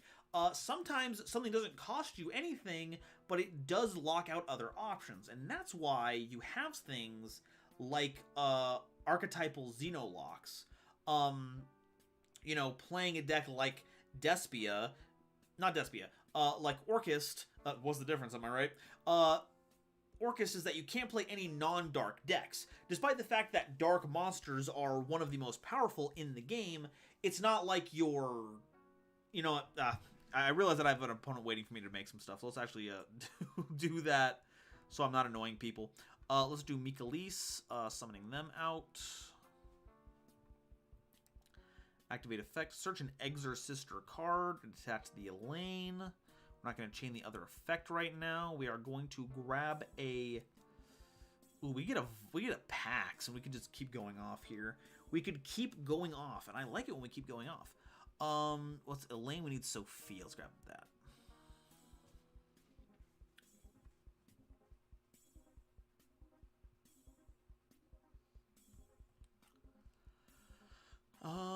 Sophia. Special summon the added monster. You bet your sweet Bippus. Activate effect. Draw me a free card, please. And then we're going to make a...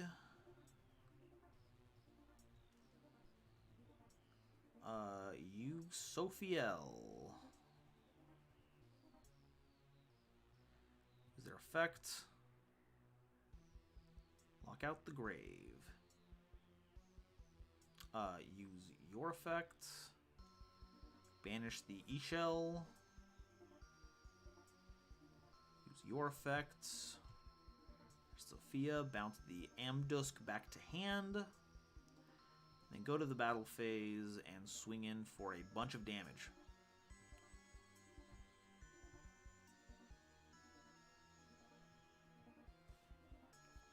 Feel free to execute me if you didn't want that in general. Well, I guess I'll see whenever I check general later, but I can't imagine there's anything you would be adding that would be, that I would want you to have added there. Ian, can Karibo do an extra link? They can do an extra link because they get an incredible amount of link material. Oh no! No! Lightning Star, no! Oh, frick! Oh, Peepus Mingus. Alright, let's normal summon Elaine. Activate Elaine's effect. Put the Elaine on the bottom of our deck to draw another card. Carpet of Bell is a thing that exists. Let's go to battle phase. Time for 400 damage. Oh, and we can use Carpet of Bell's effect to pop the set card. Forgot about that. Ooh, we narrowly avoided getting hit by the fusion. Hi-yi-yi-yi-yi, Zordon.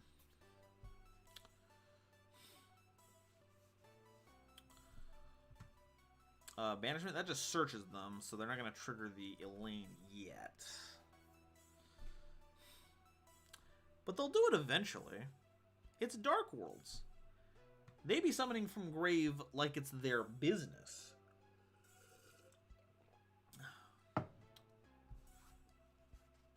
The only deck that I've seen in real life that extra linked was Ignister. Sun Avalon doesn't count because it wasn't a full co-link. Oh, Lightning Storm again! No! No!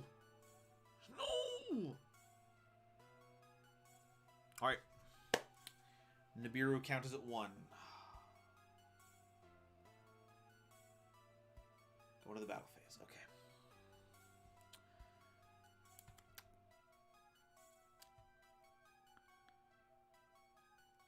Ah.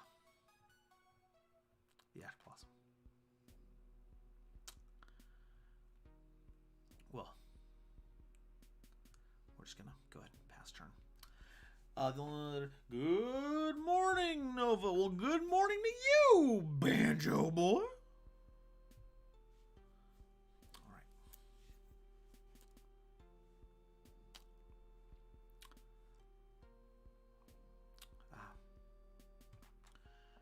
We no longer have the Exorcister to take advantage of that effect, so, uh-oh. SpaghettiOs. Alright, their life points are very low, but they do have access to cards to gain back their life points. So if we can't find a way to fix this, we're in the biggest of doo-doos. Now, they can link into the, yeah, there we go, the Condemned Dark Lord, and there is some life points there.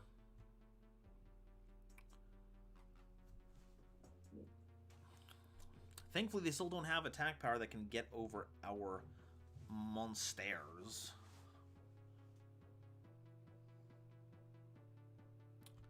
Battle phase. And there's the push. Alright. So they're going to gain 1,000 life points, which is really strong. Right now, specifically. Because that gives them access to Amduska's effect to activate a Dark Lord Engrave. So what I'm seeing is that Exorcister is best deck. Can't argue with you on that one. Oh, but we can just hard summon the... Oh. But if we hard summon the Nibiru, then... They're going to have a monster with 30% defense which we can't get over. No. We have to let the unicorn do its thing. I guess we'll just do the boring thing and normal summon Nibiru later. Alright, check this out. I tribute Ash Blossom and Ghost Bell to normal summon Nibiru, the Primal Bee, and attack Nightmare Unicorn for game! And this is why you run Nibiru in the main deck, folks. It's a Blue Eyes White Dragon for any deck. Exorcister versus Dark Lord. GG, Gentle Fiends. GG. That was an incredible duel. What a glorious way to end the evening. Oh, Lyra, I used to link my friend with World Chalice had to justify pulling 3 Super Shine Balls. Hey, you know, if you got the Super Shine Balls, you might as well play World Legacy Link like a champ. You know what? You know what? This is the kind of gameplay you get on the GoldenNova stream. Wait, the title of the stream sounds a lot like a wannabe Soul CEO. I'll be CEO of the Sun all day long. What the hell? That's what I said. So yeah, both decks were really fun. Mutants were clearly the better deck, but I wouldn't call either of these meta warping. Mutant Mutator, though, is a huge step up for the deck. It allows for follow-up plays that you wouldn't otherwise have access to. It's really, really fun, and I'm sure better deck builders than me can utilize both decks to their full potential. In all my time on this planet, I didn't see normal summon Nibiru. And honestly, you still haven't, because once you normal summon it, Nibiru is basically going to just destroy the planet. It's going to be a rubble field for all involved. Normal summon hand traps, attack for game. Hey, you do what you gotta do. Also, Gentle Fiends, if you're in chat now, I don't think I sent it through Edo Pro, but very good game. You showed off some pretty fun Dark Lord gameplay. And thank you for allowing such an outstanding duel to take place. You are truly the consummate opponent. But yeah, so thank you for joining me on that one. It was a really fun stream tonight. We had a lot of fun decks to play against. Next week is going to be, yeah, we've got the week after this, and then after that will be the Patreon one. So the next one will be regular ones. After that's going to be patron voted / selected videos. And October 31st is going to be the 24-hour stream. I'm still looking for ideas to do. I'm going to be reaching out to people more seriously over this weekend. So hopefully I'll have a schedule for the 24-hour stream in the next couple of days. And then keep an eye out in November for schedule changes, because I want to do more of this more often. If you, Ian James, what's your favorite deck? Oh, my favorite deck is definitely Madolce. I have a lot of good memories wrapped up in those little tasty cakes. So I'm always going to be happy to play those, and I hope they get more support soon, because that would be awesome. Also happy you could catch a stream again, and I'm happy that you could be here. I'm sorry for all the sickness stuff and crazy, dumb work shenanigans, but oh no, I got rid of a card and I don't know what it was. Let's leave here and not save the deck. Okay, whatever it is fine. So yeah, if you want more detailed information about what's coming on down the pipeline. No problem. Now I gotta make my own script for the Yugioh Explain video. Godspeed, Gentle Fiends. You have a lot of work ahead of you for that one. But yeah, if you want more detailed information about what's coming down the pipeline, make sure that you join as a YouTube member with the join button below, or you follow the link to my Patreon. I make sure that schedules go out to everyone so that they know what I have planned for the next month. It is now more important than ever, as this is now an independent production here. But once again, I talk about the money because I do need it, but if you cannot provide that, that is totally okay. I don't have a channel if I don't have an audience, so watching, doing the liking, putting the comments, all that stuff is super appreciated, and thank you all for showing up for this too. Like, this is a lot more than just watching stuff, so thank you for watching me be a silly bippus for 3 hours every Friday. I don't think I have any other announcements, so I just want to make sure that I give a good old thank you to everyone involved here. The mod staff here, Porcelain, Kale Dragon, and Captain Blitz, once again, I wouldn't be able to get through these streams without them looking over everything and making sure it all goes smoothly while I am trying to play out Exorcister combos. Big thank you to WizScythe for making the music that we listen to. Big thank you to my wonderful partner, Delilah, who makes sure I have all the equipment and room that I need to make this happen. And thank you for watching and seeing the, whatever it is that I'm pulling out of my butt this week. So, if you want to hang out more, definitely join the Discord, click on the Discord link in the description, to hang out with the rest of the members of our community. But if I don't see you on the Discord, then I will see you on Tuesday with the next video.